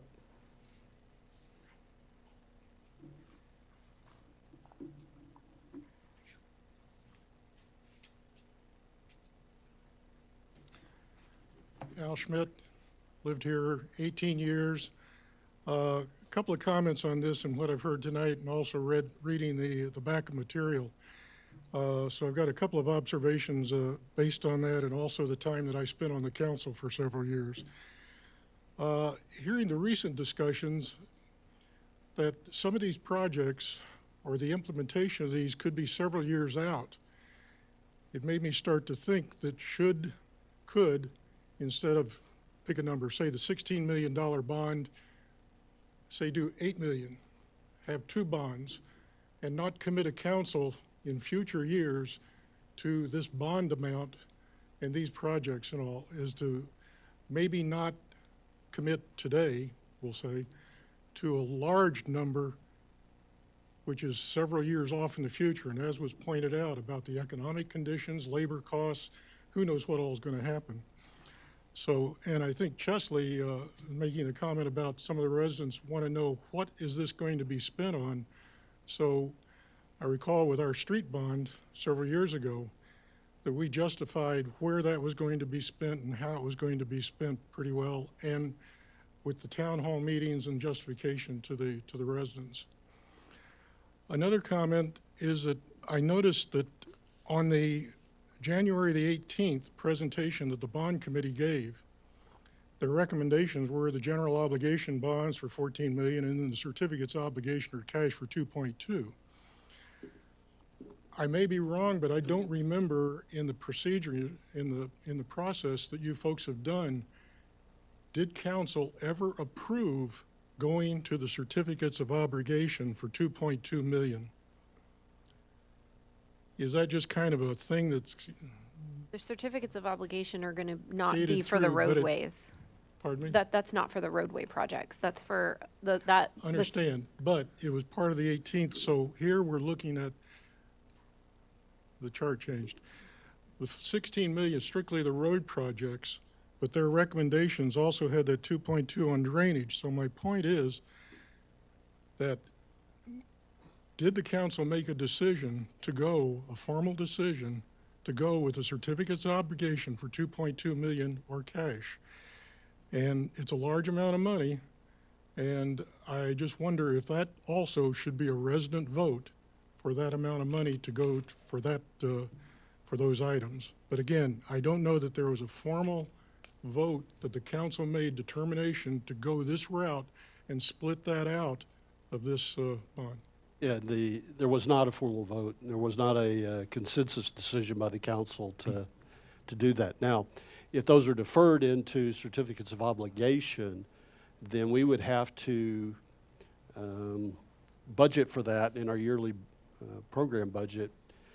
And not to say that we would take out all $2.2 million of all of the projects all at one time. We may look at different projects as part of the budget for the following year and determine that we want to do certificates of obligation for a lower amount, for example, 500,000, to support those projects for the year or 2 years to support drainage projects, as you mentioned. I think my comment is more from an administrative procedural standpoint, that do you have the right thing in the minutes and the backup to justify where you are today on splitting that out? So I think, Al, the way I look at it is the recommendation from the bonding committee is more of a plan of how we want to approach it going forward, not a one-time approval. So it's going forward, we want to put out a bond for the road projects, which requires us to talk about that right now because we need to get it on the election because we have a very short timeline. But then the plan for the drainage projects is we don't plan to throw that on the bond. We plan to deal with that through cash or certificates of obligation as those come up. That's what our plan is going to be. But we're not voting on them now. We just know when it comes up for when we want to do those projects. That's how we plan to approach it, but it will be voted on at that time. So it was really are we going to put it on the bond or not? That's really what the bond advisory committee was telling us is what projects are we going to put on the bond and what things are we going to deal with through certificates of obligation or cash. You know, that's how I approached it. We'll deal with those when those projects come up, but what we're deciding is we're not putting it on the bond. No, I understand. I'm with you. I'm just wondering if there was a leapfrog that missed the procedure within the council rules and all to vote and determine We're not at things, that stage yet. if that happened. I don't think. And the last item was that it's the smallest item on that bond list. It's the $312,000 on battle and tents. That's a full depth reconstruction. And I was just wondering, is $312,000 for 500 something feet going to really cover that? And my point of reference is that we put in that entire sidewalk along that area years ago for $170,000. And so doing a full depth reconstruction for 500 plus feet, I just wondered if that was, and that includes the design, if that is enough money for that particular project. That's it. Again, it's an estimate, and we'd have to turn to Grant, Yeah. but I think it's a ballpark estimate on what we needed for the project. I think I feel comfortable with the estimates we've gotten. Historically, when we hear these estimates from Grant and from our consultants, our projects have come in close to what they've estimated. So I trust their estimation process and their engineering process to give us estimates because historically, when we funded other projects that they've estimated in the same fashion, they've come in around those costs or less. So I don't have a problem with their estimates. Scott, does that give the information that we need to move forward for the resolution or the ordinance that's going to come back? I think I'm hearing 16 million. And with that, Summer's team can go back and put in fill in all the blanks on that, the estimated tax impact, et cetera, and you will see that in your first reading next week. Okay. So yes, that's what we need. And Scott, can we, as we go forward, and Chesley brought it up, is that, we're going to have to propose this to the residents. And so we're going to do it. I'm sure we'll have a lot of communications that are going out, and we're going to have a town hall meeting to explain this. Is it possible that we could do some pre-design parameters similar to what we would do, is prior to doing a design, we would meet with council and provide what it is in basics that we were looking at and have some consensus across council, and then use that as part of our advertisement of what we're going to utilize the bonds for. I probably didn't explain that very well. As far as like a schematic for a project, is that, And is that even what you're just, thinking? are we looking at paved shoulders? Are we looking at expansion of the roadway by any means? 1 or 2 feet for safety reasons. Just those big design parameters that as a council we would normally give to a consultant that would come in here and go, hey, what do you want to give me to start with? Yeah, short answer is yes. We would certainly want to bring those back to council. But I think we need to as do it. part of vetting if we're going to do it, we need to do it pretty quick. Understood. So that we have that information, as we're starting to advertise a bond coming Right. up. I'm putting Grant on the spot, and probably Mike too. Yes, I believe that's possible. Yes, ma'am. Is there a possibility of getting it on a town hall between now and the election? Yeah, I think we have, we haven't considered yet, but I think April 9th is the date that we have tentatively scheduled for this town hall. Yeah, and so this would be on the April 9th town hall, just like, you know, a month or like what, 20 days before early voting? Yes. 10 days before early voting, so they will have the opportunity to talk through it, understand the situation. Yes. Okay. The estimates, they'll be able to view Yeah. the areas. Similar to what you saw on the slides, a little more built out pretty, if you will, but yeah, it'd be effectively a representation of that. I just wanted to remind that we were going to be doing that too. Yeah, good, Yeah. good point. Anybody else? No, you're good. That's why you're here. Yes, sir. Sir, would you mind?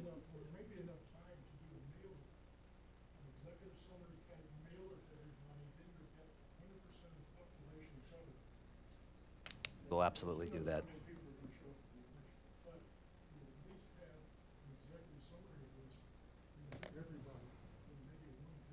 Sure. It was Mr. Al Schmidt that made the comment, and what he was saying is that we ought to have an executive summary that we use to put the information out, and even as a mailer from the city explaining what it is that we want to do with the road bond projects. Is that okay?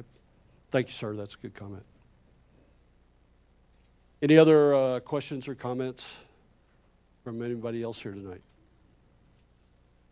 Can I make one last comment? Of course you can. I don't think that Seth Mitchell has gotten enough pats on the back for everything that he did on the Bond Advisory Committee. He was really magnificent in running those meetings and going the extra mile outside of those meetings to get additional information and provide different perspectives and stuff. So I just want to give a really big thank you to Seth. And I'll kind of tag on, and I mentioned it earlier, what an exceptional job they did. And the product of what that committee provided back to us, in my opinion, exceeded some of those products that we've received from paid consultants.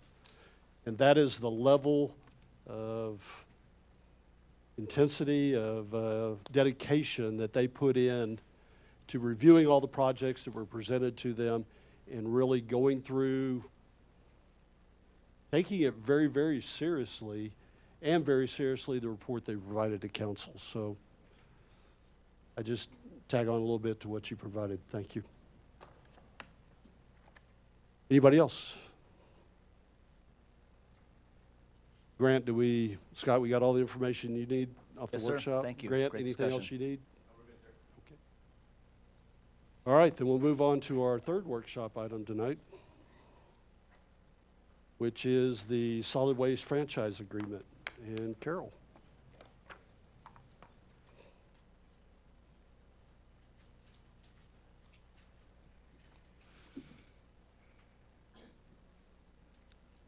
Good evening, Council. Coming up upon us later this year is the expiration of our current solid waste and recycling agreement. It expires on September 30th, 2024. So we are here tonight to get some guidance from the Council on your preference in addressing the expiration and moving forward on October 1, 2024. But first, I'd like to give you a little bit of history.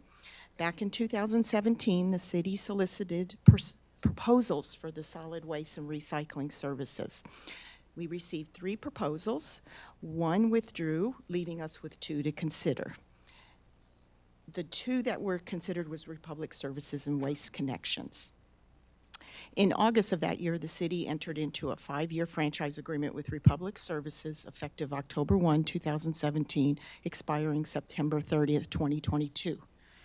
In November of 2022, the council approved the first amendment to the 2017 agreement, allowing for a term of 2 years. This is where we are today. That amendment to the original agreement expires in September of this year. To address the expiration, City Council has 3 options at their disposal in selecting a service provider. The 2017 agreement prescribes a renewal option where the city has the option to renew the agreement for up to 2 additional 2-year terms. Both parties in writing shall agree to the extension. Republic Services has expressed an interest in renewing the second 2-year term.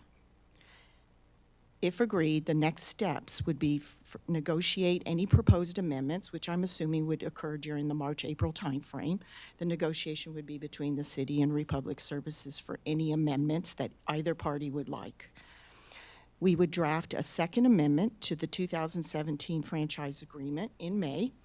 We would come in June, July, and then present it to the City Council for your consideration and approval. And again, this would be the second amendment to the 2017 agreement. Option number 2, you can request that we go out for proposals again. We would solicit proposals for solid waste and recycling services. The next steps, if we decide to go for a proposal, if council desires that route, we would present a draft proposal for you to review. I'm assuming this would be the March-April timeframe.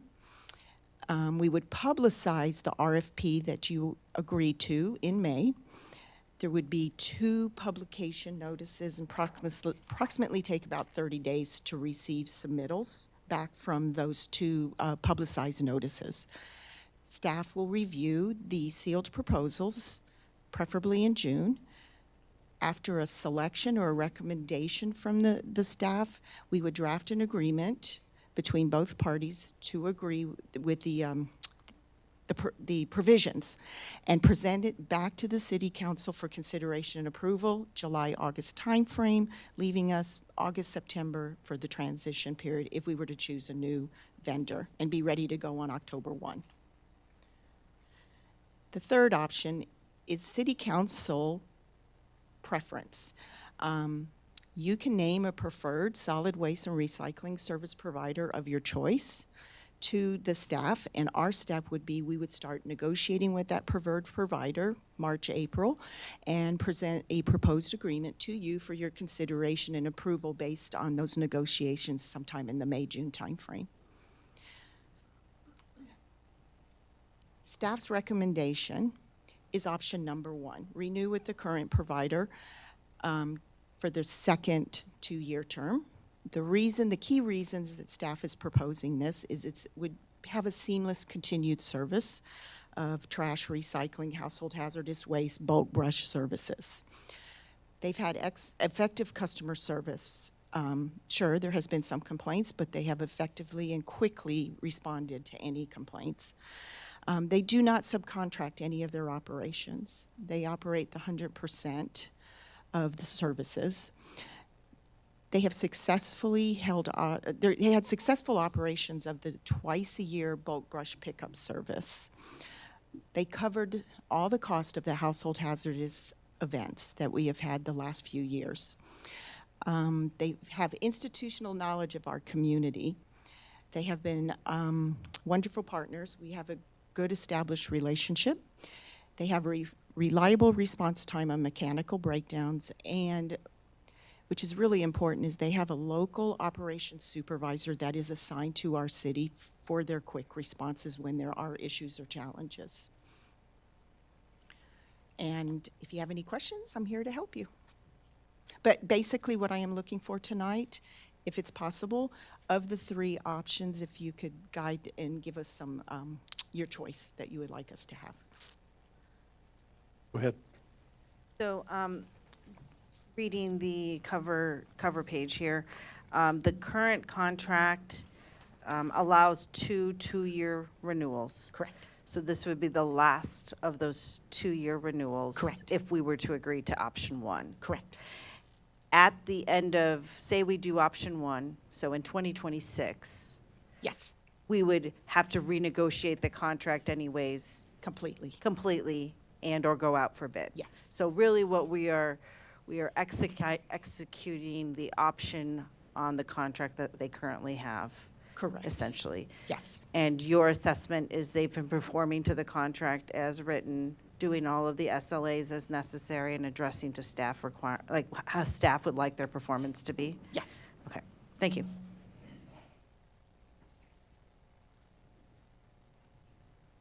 Scott? I recall having a conversation during 2 years ago about this, and I'm always a government contracting kind of guy, and I always I'm a firm believer in that it doesn't hurt to go out for RFPs to see what else is out there. Because we're going to get stuck doing that in 2 years anyway. And it's just like anything else. I'm not stuck on any one brand as long as the services are provided. But I do rely on staff to kind of give me that input as to whether or not there is another gorilla in the neighborhood that can handle refuse collection and everything else that Republic does for us. You know, is there another contractor that is out there that can go ahead and do that at a reasonable price? And I just need you to tell me that there is or there isn't, and you know, so that we can make that, you know, make that decision. So the way to do that would be through the RFB process. Do I know if there's other trash providers? Absolutely. There are others, but we haven't done it since 2017, though, correct. right? Correct. So But I put that out for my compatriots up here at the dais. Is that something that we want to look at? I mean, the rate doesn't change, right? So are we on 2017 rates? That is the negotiation part that we will be discussing with Republic. Last Okay. time on the first renewal, they retained the 2019, right? So in 2019, they retained the 2017 No, let me see, rate? 27 to 22, right? When we renewed in 2022, they retained the 2021 19, rate or right. not? Yes. Okay. That was part of the negotiation. Will they do it this time? I don't know. We have not begun negotiation talks because we're not sure if you want us to renew with them or not. If we got that direction tonight, that is part of those talks with Republic. Yes. I echo Scott's sentiment. Yeah, I think you always go out for bid on these kind of things, such a large contract, and since it was, 7 years ago in this first contract, I think it would be our due diligence to do an RFP, unless there's some reason, like say the staff, y'all think there's some. Yeah, for me and the primary reason that we have the staff recommendation to execute the renewal really comes down to the terms of the current contract. I think are very favorable. Carol mentioned all the service aspects of it, which I think have been good. But most importantly, from our standpoint, is we have a guaranteed not to exceed price through the options. At least if we execute the option for the next 2 years, so it cannot go above the CPI or 3%. That's a very favorable provision, particularly in the price today. So if we go out, there are certainly other providers. If we go out to bid, that could be higher, it could be lower. I'd be skeptical we would get that same cap that we have now. But I don't think we lose the option to renew for the second. I mean, we don't give that up to go out for RFP. We still have that in our back pocket by contract. No. You You give don't? it up. You give it Why is that? Why would we give it up when it's already in our contract?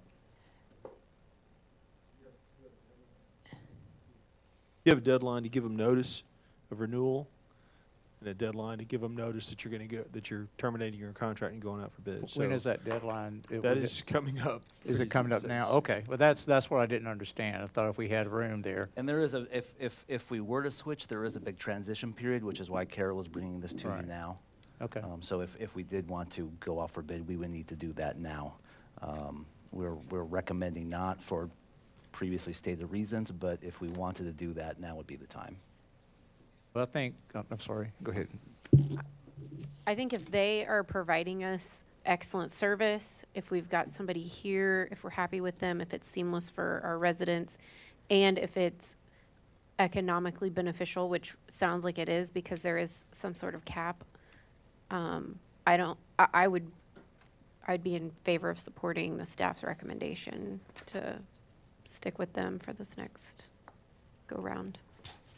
My question was answered. Okay. I'm in favor of staying with. Yeah, I was, we talked about the cost in that since 2019, we're paying the same rate. And we did go out for competitive bids at that time.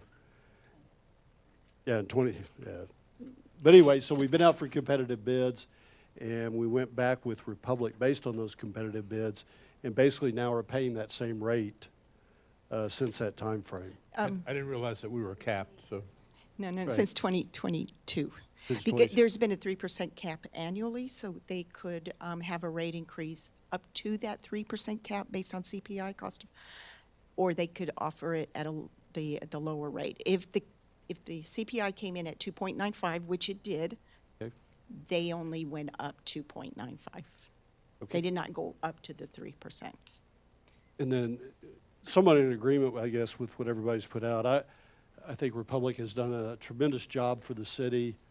They have saved us some cost in the household hazardous waste and how they work with us.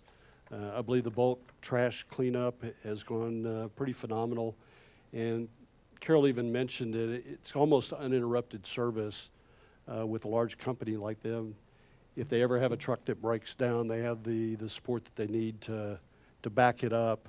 And so they keep us on schedule. And I think their communications with the city has been pretty good. So they're doing a great job.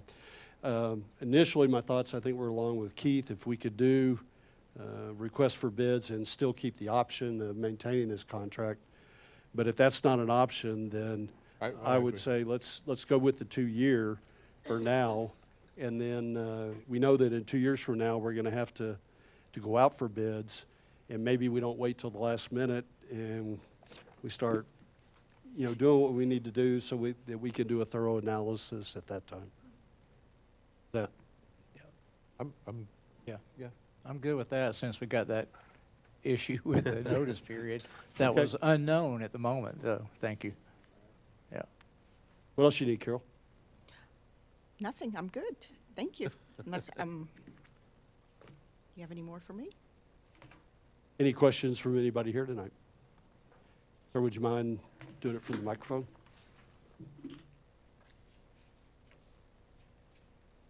I'm Jonathan Swark. I'm a resident. And my question is, I never, maybe I missed the answer to Keith's question is, so you have to give a notice that you're going to even get bids with, like, before you can go shop around, Republic has to allow you to shop around? Is that right? You have to give notice that you intend to exercise the option. It's a mutual option to extend for 2 years. So if you don't, you have a deadline to notify them whether or not you're interested in exercising that option. If you don't, then yeah, you're going out for RFPs at that time. That option's not going to be triggered. Has to be from both parties. Okay. I would be in favor of shopping around. I'm like Scott down here, man. If there's a bigger gorilla there that can handle the volume, let him throw his price in. And not only that, but I think that if Republic feels threatened that they're going to lose that contract, they're going to, they're going to give you what you want, right? I mean, that's all. Anybody else? Okay. Thank you for your comments. And with that, then we'll move on to our fourth workshop item tonight, which is looking at the intersection analysis for the locations near Battle Intense, Hansel, High Echelon, and Ventura Lane and Keeneland Drive. And I believe this one does have a presentation with it. It's shown, it's on page 79 of the packet. Hey, Grant? Thank you, Mayor. Again, I'm Grant Watanabe, Public Works Director for the city. And I'll be presenting intersection analysis for 2 locations in the city. As the mayor mentioned, this includes Battle Intense at Hansel and High Echelon, and also Battle Intense at Venture and Keeneland. I do also want to recognize Mr. Rich Nichols. Mr. Rich Nichols was the person who originally made this request, and this presentation is a result of the work we've done toward this. Just a bit of history first. Mr. Nichols first came forward back in October 2019. Staff did initiate a preliminary study and presented some of those results to council in February 2020.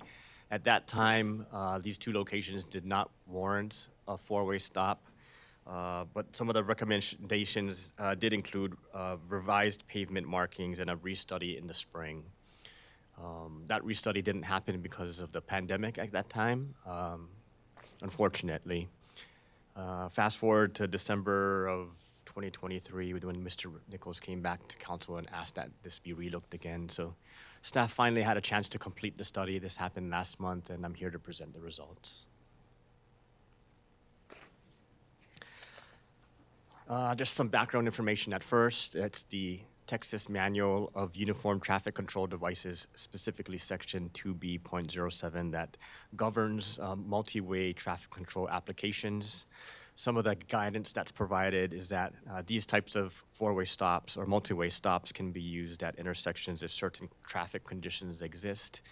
In the next slide, I'll go over some of the criteria that warrant four-way or multi-way traffic control, as well as there's also some other special considerations. For example, if there's left turn conflicts, if there's vehicle or pedestrian conflicts, if a driver can't see oncoming traffic, and there's other factors where you might want to consider this type of application.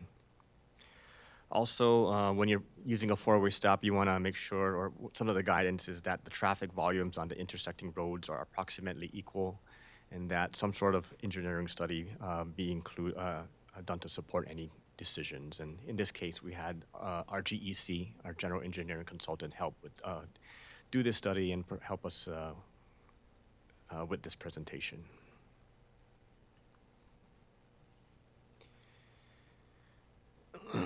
When it comes to multi-way stop, there's 4 different warrants here you see here listed, where if you meet this criteria, you should put a multi-way stop in.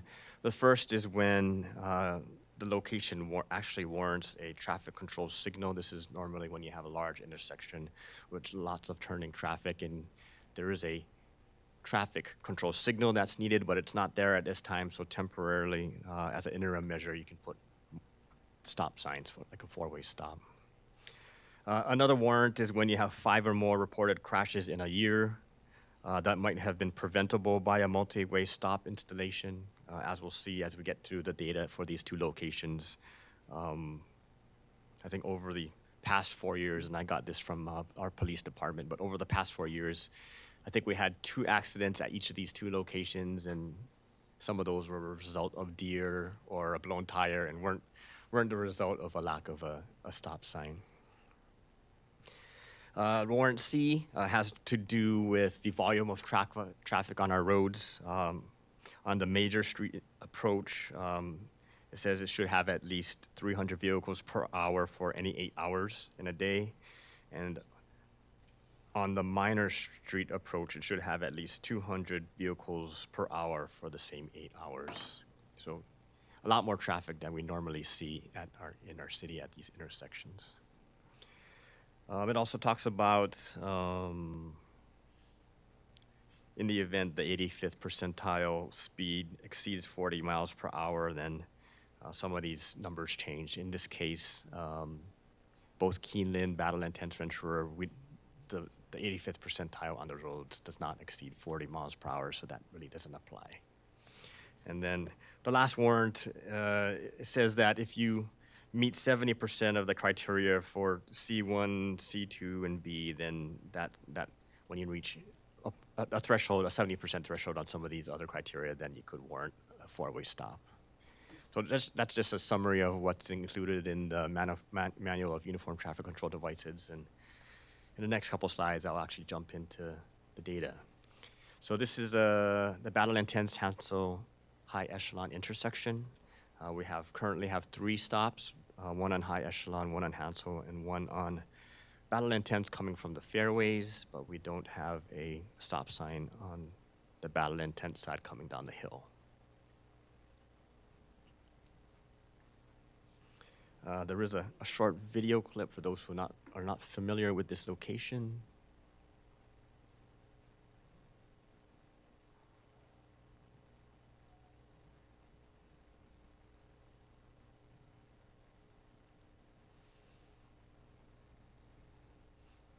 And just to orientate yourself, the road going toward the top of the slide is Hansel. The road going to the bottom of the slide, that's High Echelon. The road going to the right of the slide, that's Battle and 10th toward the fairways, and then the road going to the left, that's Battle and 10th going toward, I guess, up the hill. We have these little traffic count charts to the right. This was recorded for the morning peak hour traffic, that's 7 to 8 a.m. And then for the afternoon peak hour traffic, that's about 4 to 5 p.m. Kind of looks like a bullseye, but you gotta, kind of takes a little bit to understand this. I'll try and explain this as best I can. So looking at the top left quadrant of the first bullseye, it says Hansel. That's the traffic coming from Hansel. So for the traffic coming from Hansel, 63 of the 64 cars are making a left. 0 of the cars are crossing that intersection and going down to high echelon. And then 1 car from Hansel is making a right onto Battle Intense. Similarly, looking at the, I guess it's the top right quadrant of that bullseye, this is the traffic coming from Battle Intense on the Fairway side. You can see almost all of the traffic is making that right-hand turn onto Hansel. 12 cars are going across the intersection and 0 is making a left. So that's kind of how to read this for the morning peak hour and the afternoon peak hour. In both cases, you can see that the vast majority of the traffic is making that turn either up or down Hansel and to Battle Intense toward the fairways.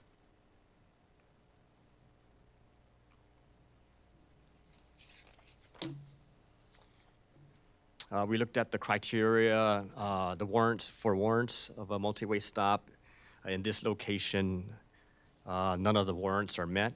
Of course, a traffic signal is not warranted there. We don't have enough accidents.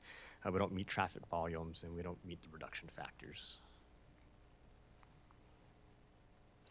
But there's some other special considerations for this location. First of all, we have non-aligned streets. Hansel doesn't really align with high echelon. It's offset a little bit. We have some sight distance limitations, especially as you come down Hansel.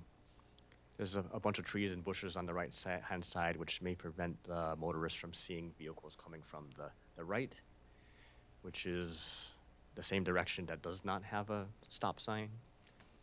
Also, we have a 3-way stop condition. This is fairly uncommon, so most people expect when they approach this intersection that there might be a 4-way stop here, which causes a little confusion. And then the grade of approach, because the traffic coming from downhill on Battle Intense, because of that hill, they come at a higher speed than normal.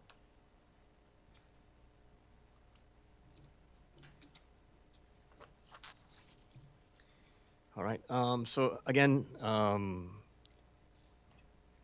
this location did not warrant a 4-way stop for some of these reasons, but just after further analysis, based on the limited sight distance and the expectation that drivers might have that there is a vehicle that's going to stop when they actually don't stop, just for safety reasons, staff is recommending that we do put a 4th stop sign there. In addition to that, staff's also recommending that we enhance the existing pavement markers, the stop bars actually. And staff is also recommending that we continue to improve visibility by trimming the vegetation in these locations back. Yes, ma'am. How many accidents have we had at this intersection? In the past 4 years. Yeah, since the last time you briefed us on this.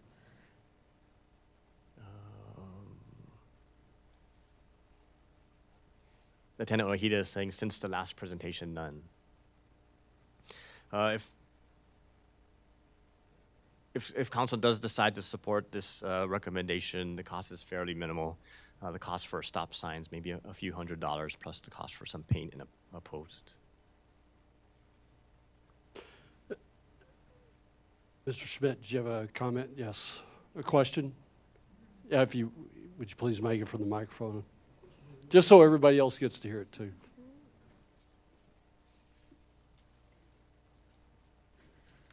Al Schmidt again.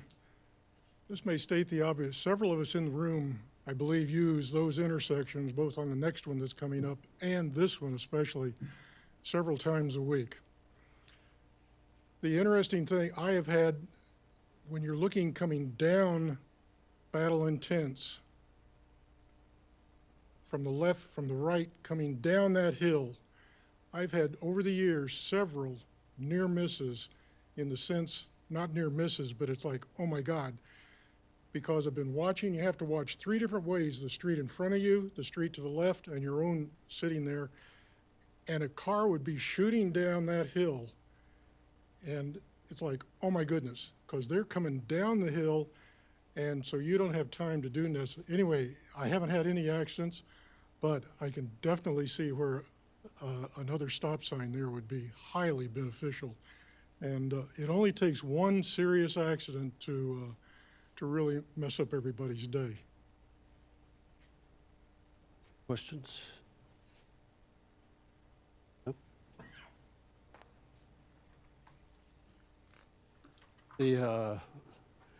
All the conditions that warrant putting a stop sign there, and I think based on the information provided, Grant, you went through it, nothing really warrants it. And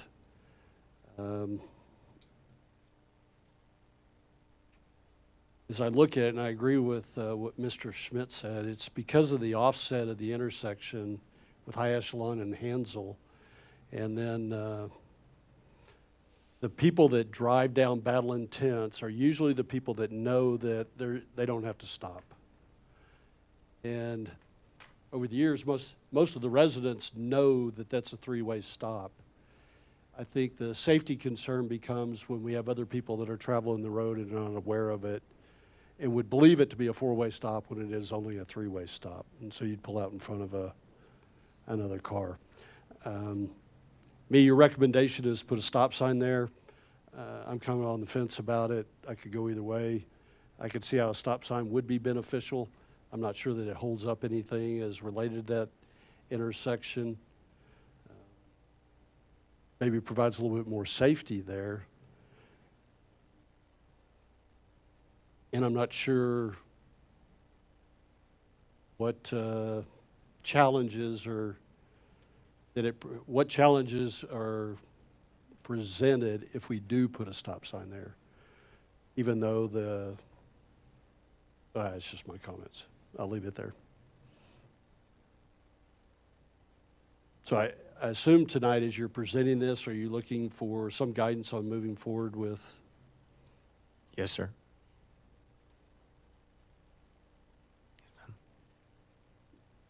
Is there any way that you could put on the 3 stop signs some sort of little sign on it that says three-way stop? It does? Well, then people should know it's a three-way stop. I don't see the problem. I'm not in favor of adding a stop sign.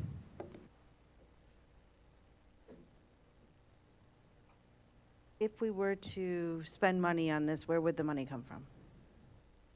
Money that's already budgeted for street maintenance. For street maintenance, okay. And what'd you say the total cost was? It was to put this stop sign in? No more than a couple hundred. Coffee. You drink some good coffee. I'll say it. I don't drive this intersection often, but when I do, it still kind of throws me off. To me, it's a weird intersection. So I think I have pulled up to Hansel and not sure what cars on Battle Intense are going to do. So I think I would be in favor of a stop sign. Minimal cost and promote safety. I don't think it's going to impede traffic in any way. Just adds 5 seconds for the few cars that are traveling on Battle Intense. I'm in favor of it. I'm sorry. Go ahead. I'm in favor of putting the stop sign because I ride my bike down that way too, and I worry about Battle Intense when they come down that road. I can't quite see them, so. I'm one of the 12 cars that goes straight in the morning.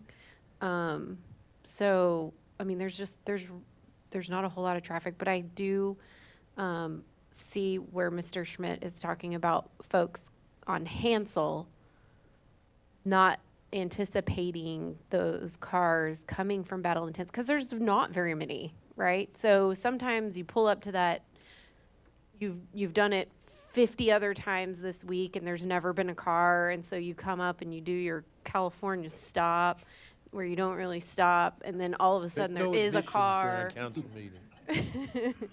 Allegedly. Allegedly. And then You didn't hear that, Lieutenant. I didn't do the California stop. Allegedly. You saw someone I do did it. the Texas stop, but I have seen it happen before where you know the car, and actually I've seen it happen when I've been running on that road because I run that way a lot, and I've seen it more than as a runner where cars start to pull out and then have to kind of slam their brakes because there is another car coming down Battle Intense. So, you know, I'm on the fence. I do drive that road in the mornings and afternoons. It's not going to bother me to have to stop at a stop sign, but is it necessary? I don't know. I think if we trim that vegetation back or you know, make sure that we keep that vision, maybe peripheral vision sight distance a little clearer for folks coming down Hansel, maybe that would be a good compromise, but it doesn't bother me either way. Obviously, staff thinks it's a good idea. I side with staff.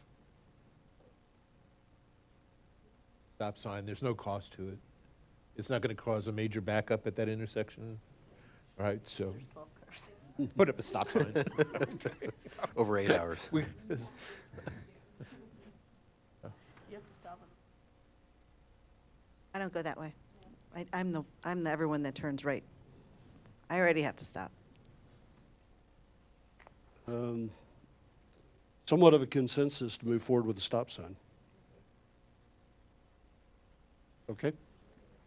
All right. Not somewhat, it was a consensus to move forward with the stop sign, sorry.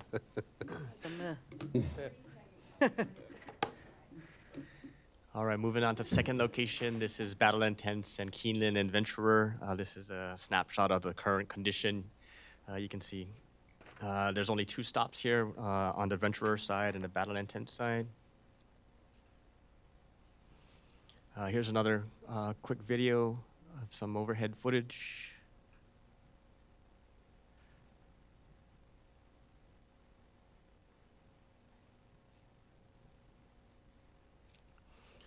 And to the right, you can see some of the traffic counts for the morning peak hour and the afternoon peak hour.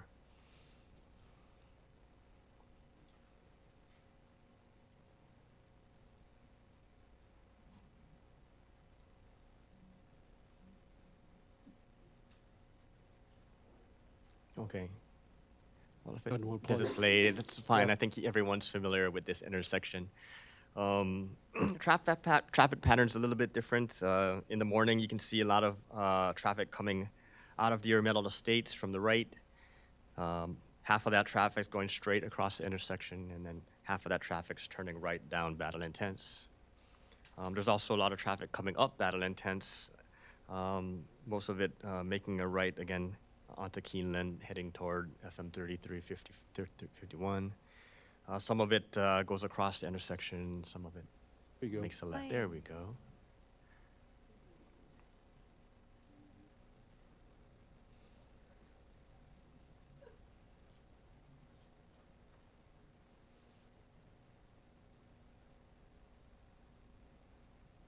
They were going fast. Hey, Grant, while you have it on this slide, well, I didn't talk fast enough, okay.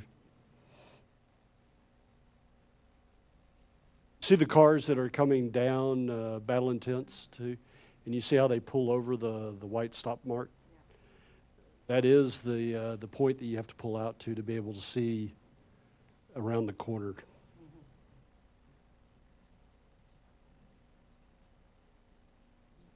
Everybody That's probably does. the real problem over there in that corner. That one didn't stop very well. California Road. I saw that. That was Miss Stroop driving. He used to have a white car. What day is it? All right, thanks for pointing that out, Mayor. We probably have to move that stop bar a little closer to the intersection so folks can see oncoming cars or oncoming traffic. All right. So we ran the same warrant analysis. Again, this intersection didn't meet any of the warrants. There are some special considerations we also looked at. They include Keeneland being a wider street, Keeneland having higher speeds. I think on Battle Intent it's 20 miles an hour, but then on Keeneland it's 30 miles an hour, so cars are coming a little bit faster toward that intersection. Little. There's some sight distance limitations, especially as I guess you're coming up Battle Intent and you're looking to the left toward Dale Meadows Estates. Sometimes it's hard to see traffic coming from that direction. There's also, in the mornings and then in the afternoons, this is also a bus pickup drop-off location, as you can see. Or a parking lot. They just took up the whole intersection. That was the mom waiting with their kid in the truck. And then after they drop their kid off, they turn around. All right. Stop right there. Dangerous. Oh, Dad, I don't want to assume. So to summarize the study results, this intersection, again, didn't meet any of the warrants. Staff did not find the need for additional stop signs at this location. What we do recommend is to continue trimming the vegetation to improve visibility and to perhaps install some radar feedback signs because of the speed on Keenan's a little faster than those in the approaching from Ventura or Battle Intents. The recommendation here is to install radar feedback signs similar to what we have down further south on Battle Intents. The cost for this one is a little bit more expensive. Talking with Julio, it's about $5,000 per solar-powered radar feedback sign. So if we want 2 of them, 1 in each direction, it's about $10,000.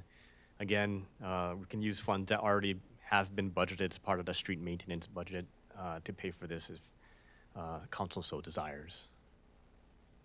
I would just comment that if you were to consider one, I would only consider maybe one, because coming from Deer Meadow Estates, you've got the curve and the bridge, and I don't think people are necessarily flying around that. I think it's mostly going the other way. From 3351. And I'm not speaking from experience.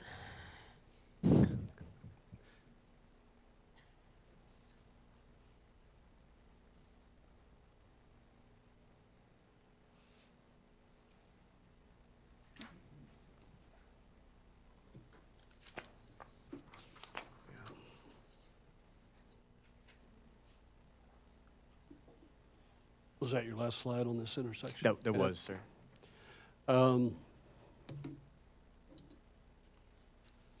What do y'all think? Staff recommendation is no stop signs. I'm good with that. And I don't know if what do you think, LT, about traffic enforcement on the speeding issue as opposed to dropping $5,000 on Well, right now what we have, sir, is we have our patrol officers going in the morning for school zones, which we monitor that, and also in the afternoons we do 2 different type of monitoring in the afternoon due to school buses, but also when high school is let out. So we have officers in the area. I would have to go back and get more data for speed-wise. But I mean, we do have our patrol officers in the area. We do make it a point for that because of the kids, as you saw the school bus parking in the center of the intersection. So might be able to make it more of a patrol issue as a possibility versus dropping $10,000 on signs. we can increase. There'll be one thing we can do as far as patrol is concerned. Okay, thank you. So. I think this question is more for Grant. Remind me, why did we look at this intersection again? What was the safety concern? This was one of the intersections that Mr. Nichols requested we Yeah, look at. but just general safety. What was the exact reason? Like, was there concerns about traffic holding up, going too fast? What was the actual safety concern that we're trying to address? Because putting up radar signs may not actually solve the problem. I don't know what the problem is we're trying to solve. So I think it's specifically for the cars that are coming out of Ventura or out of Battle Intense. They may not see the cars crossing on Keeneland, either from the left or from the right.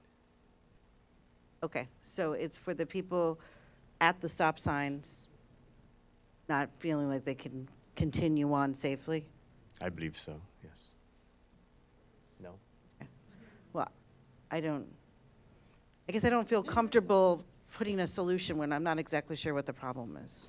Yeah, so that's just. I believe it was related as obstructed vision.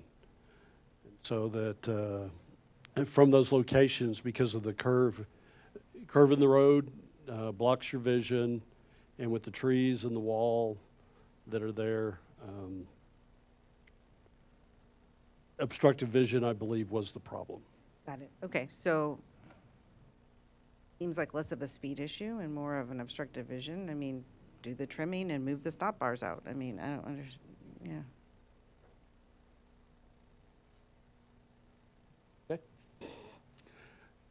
I agree that, yeah, I mean, we could trim the bushes, move the stop bars out. We already saw from the video that everybody even pulls across the stop bar anyway.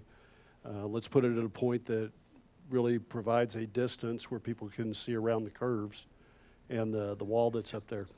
The recommendation also from staff was to put the speed limit signs in.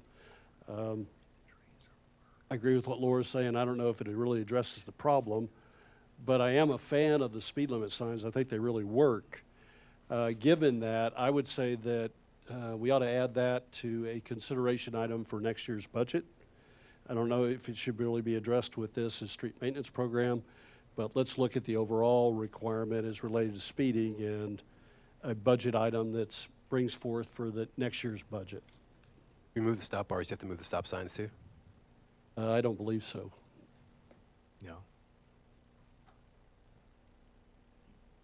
Have a generic comment is, having been on council a while, I have seen essentially this presentation 4 or 5 different times over my time with multiple different proposals over different times. I do think, and I have made this suggestion in the past to staff, and I'll make it to council, is it might be time to warrant forming a traffic safety committee where they can, instead of us doing random requests coming in, that there's actually a committee that is formed that would look at all of the requests coming in and prioritize them, not just based off of one person coming and speaking. Like, there might be other safety issues that either we're not addressing or making sure that we address the actual safety issue. And so we've seen probably 1 or 2 individual safety things pop up, and it's always, how do we fit that in the budget? It's never planned for. We're never really sitting there thinking about it as a collective group. And it could be a citizens committee. I'm not saying it has to be a council committee, but it should be. We see enough of these onesie twosies that I think it might be at least warranted to have that. And they could whittle through this stuff and then come to council with the proposal and be part of the budget. I just think us addressing every single time there's a stop sign might be A little too much? no, just not prioritized, right? That's just my concern. I like that idea. And maybe having it as a citizen thing and have folks from different parts of the city so we can have Certainly input from different areas. Certainly save time on staff. Yeah. If we could prioritize for them. As related to this item, anything else you need on it? I think I'm good, Mayor. Any other, and Mr. Nichols, you'd raise your hand. Thank you, sir.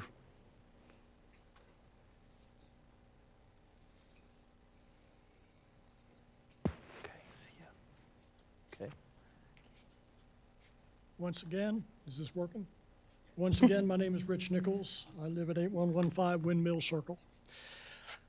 I'm not going to say anything more if you all decided to put stop signs there. Have you? Stop sign at Hansel? Stop sign at Hansel, I think you all have agreed that there one is warranted. The intersections that we're talking about now, Keeneland and... The In recommendation that was... case, I would like to speak a little bit on that. Right.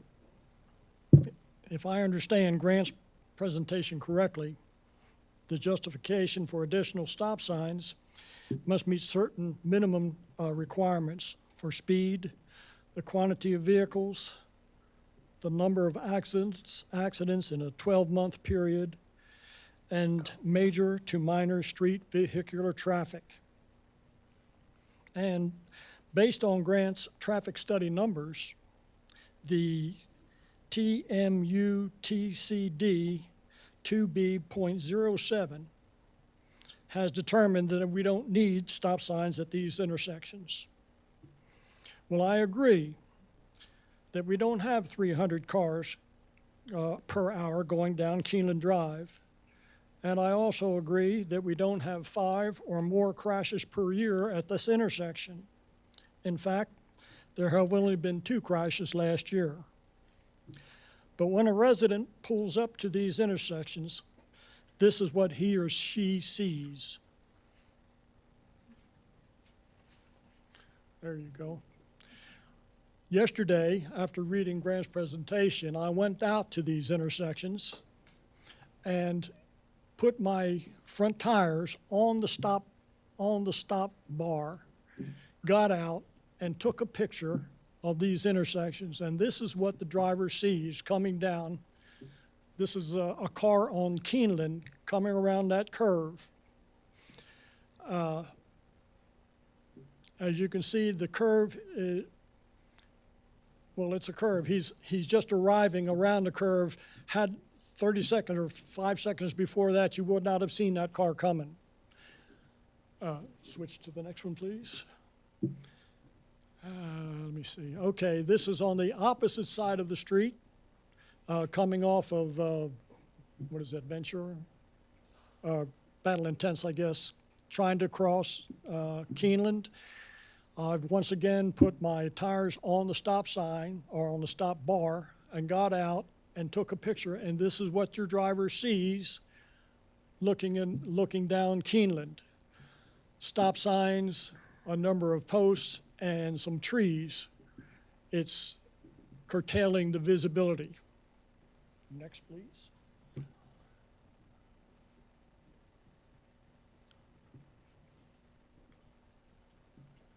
Is that the same one? No, that's a different one. Well, whatever. You still. It is the same one. I'm sorry? Okay, but you've got limited visibility coming in because there's a curve up there, and when you're on the intersection, when you're coming westbound and southbound on Ventura, it's a much steeper turn, which you saw on the aerial projections. That's what these do. I know, I think there's one more.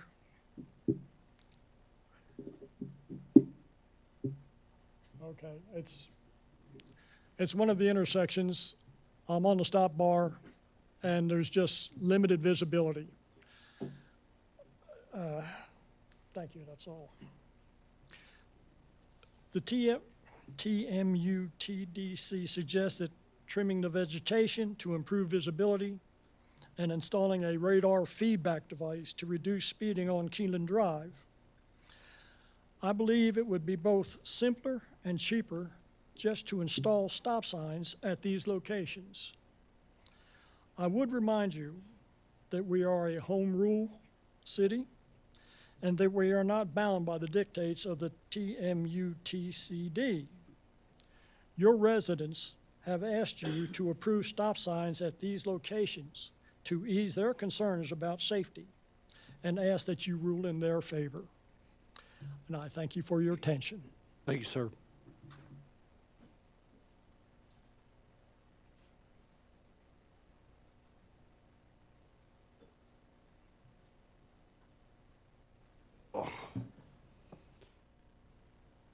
That completes the workshop items that we have tonight. We do have one report from staff on the State of the City announcement. And Casey, you going to get this one? Yes. All right.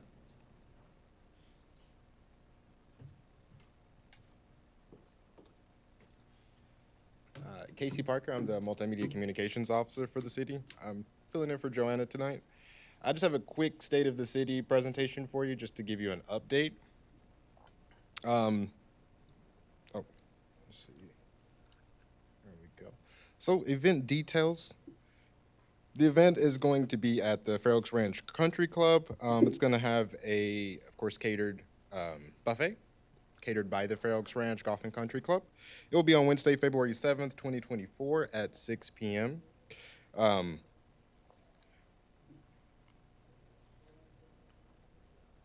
can get that. We have just a quick agenda here. We'll have a presentation of colors by the Fair Oaks Ranch Police Department. A welcome and introduction by Councilwoman Laura Carter.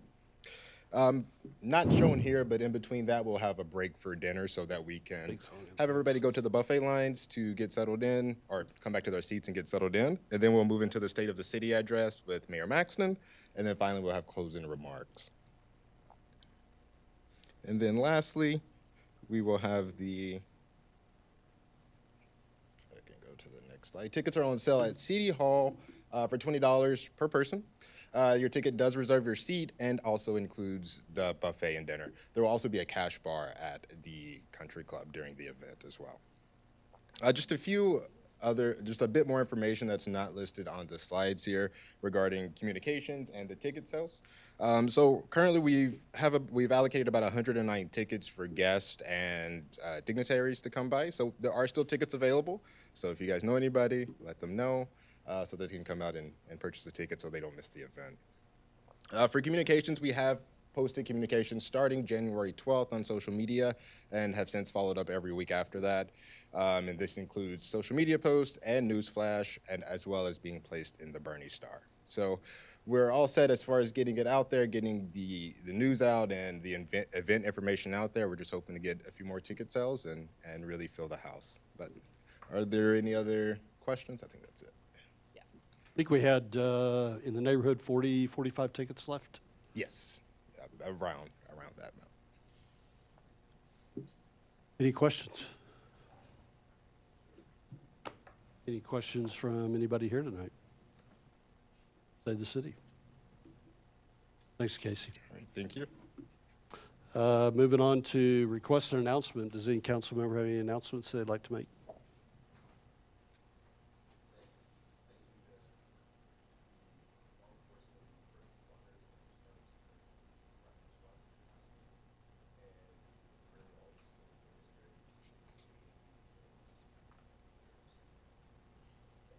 Hey, let's. Yeah. They deserve it, to include our SROs that were at both those schools. I was actually just going to say thank you to the police department in general for everything they do for the city. So just wanted to thank you for everything you do. Appreciate you every day. Yes, sir. I need to echo the first responders, because in my neighborhood there was a house fire that started, and we had multiple fire responders, we had multiple police officers and ambulance there, and there were no injuries. It was exterminated very quickly, and it was just well run, smooth. I went down there to talk to one of the officers, and everything was under control. It was just fantastic. So, very grateful. Got anything? Reminder that we do have a town hall meeting scheduled for 27 February. This will be at 6 p.m. at the Spring Creek United Methodist Church. And the topics for the town hall meeting are the Gateway feature and the Community Center. Reminder to everybody that Post Oak Trail construction still continues. And right now scheduled to complete sometime in March. But I would say by the 1st of April that project should be done. And for everybody's information, you can probably see it as you head south on the Parkway to I-10. SAWS is putting in replacing a wastewater line in there. And so they're going from a, standard line to a very large line that they're going to put in there. You'll see the construction. It'll be going on from now through summer, but they are putting in a bypass line. You'll see that coming off from the woods, and it'll go under the parkway. Just wanted to give everybody a heads up, so we usually get a lot of questions when people see construction going on. And you can actually see the concrete pipes that they've stockpiled up there next to the parkway just before you get to I-10. And that is what that project is. It's the replacement the Saws wastewater line in that area. It's already there, they're just replacing it.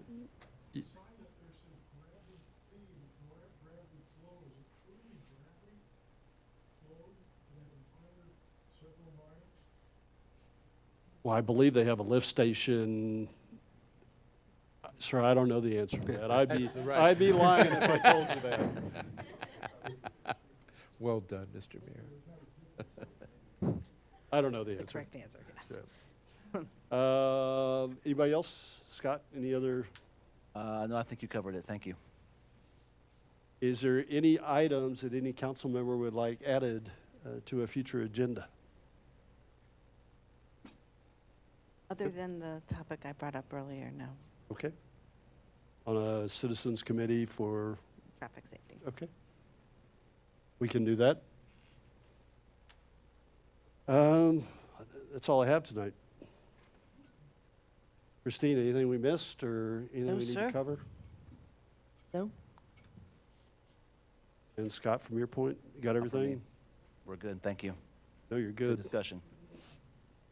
Christine, I have the time now is 9:44 and we are adjourned.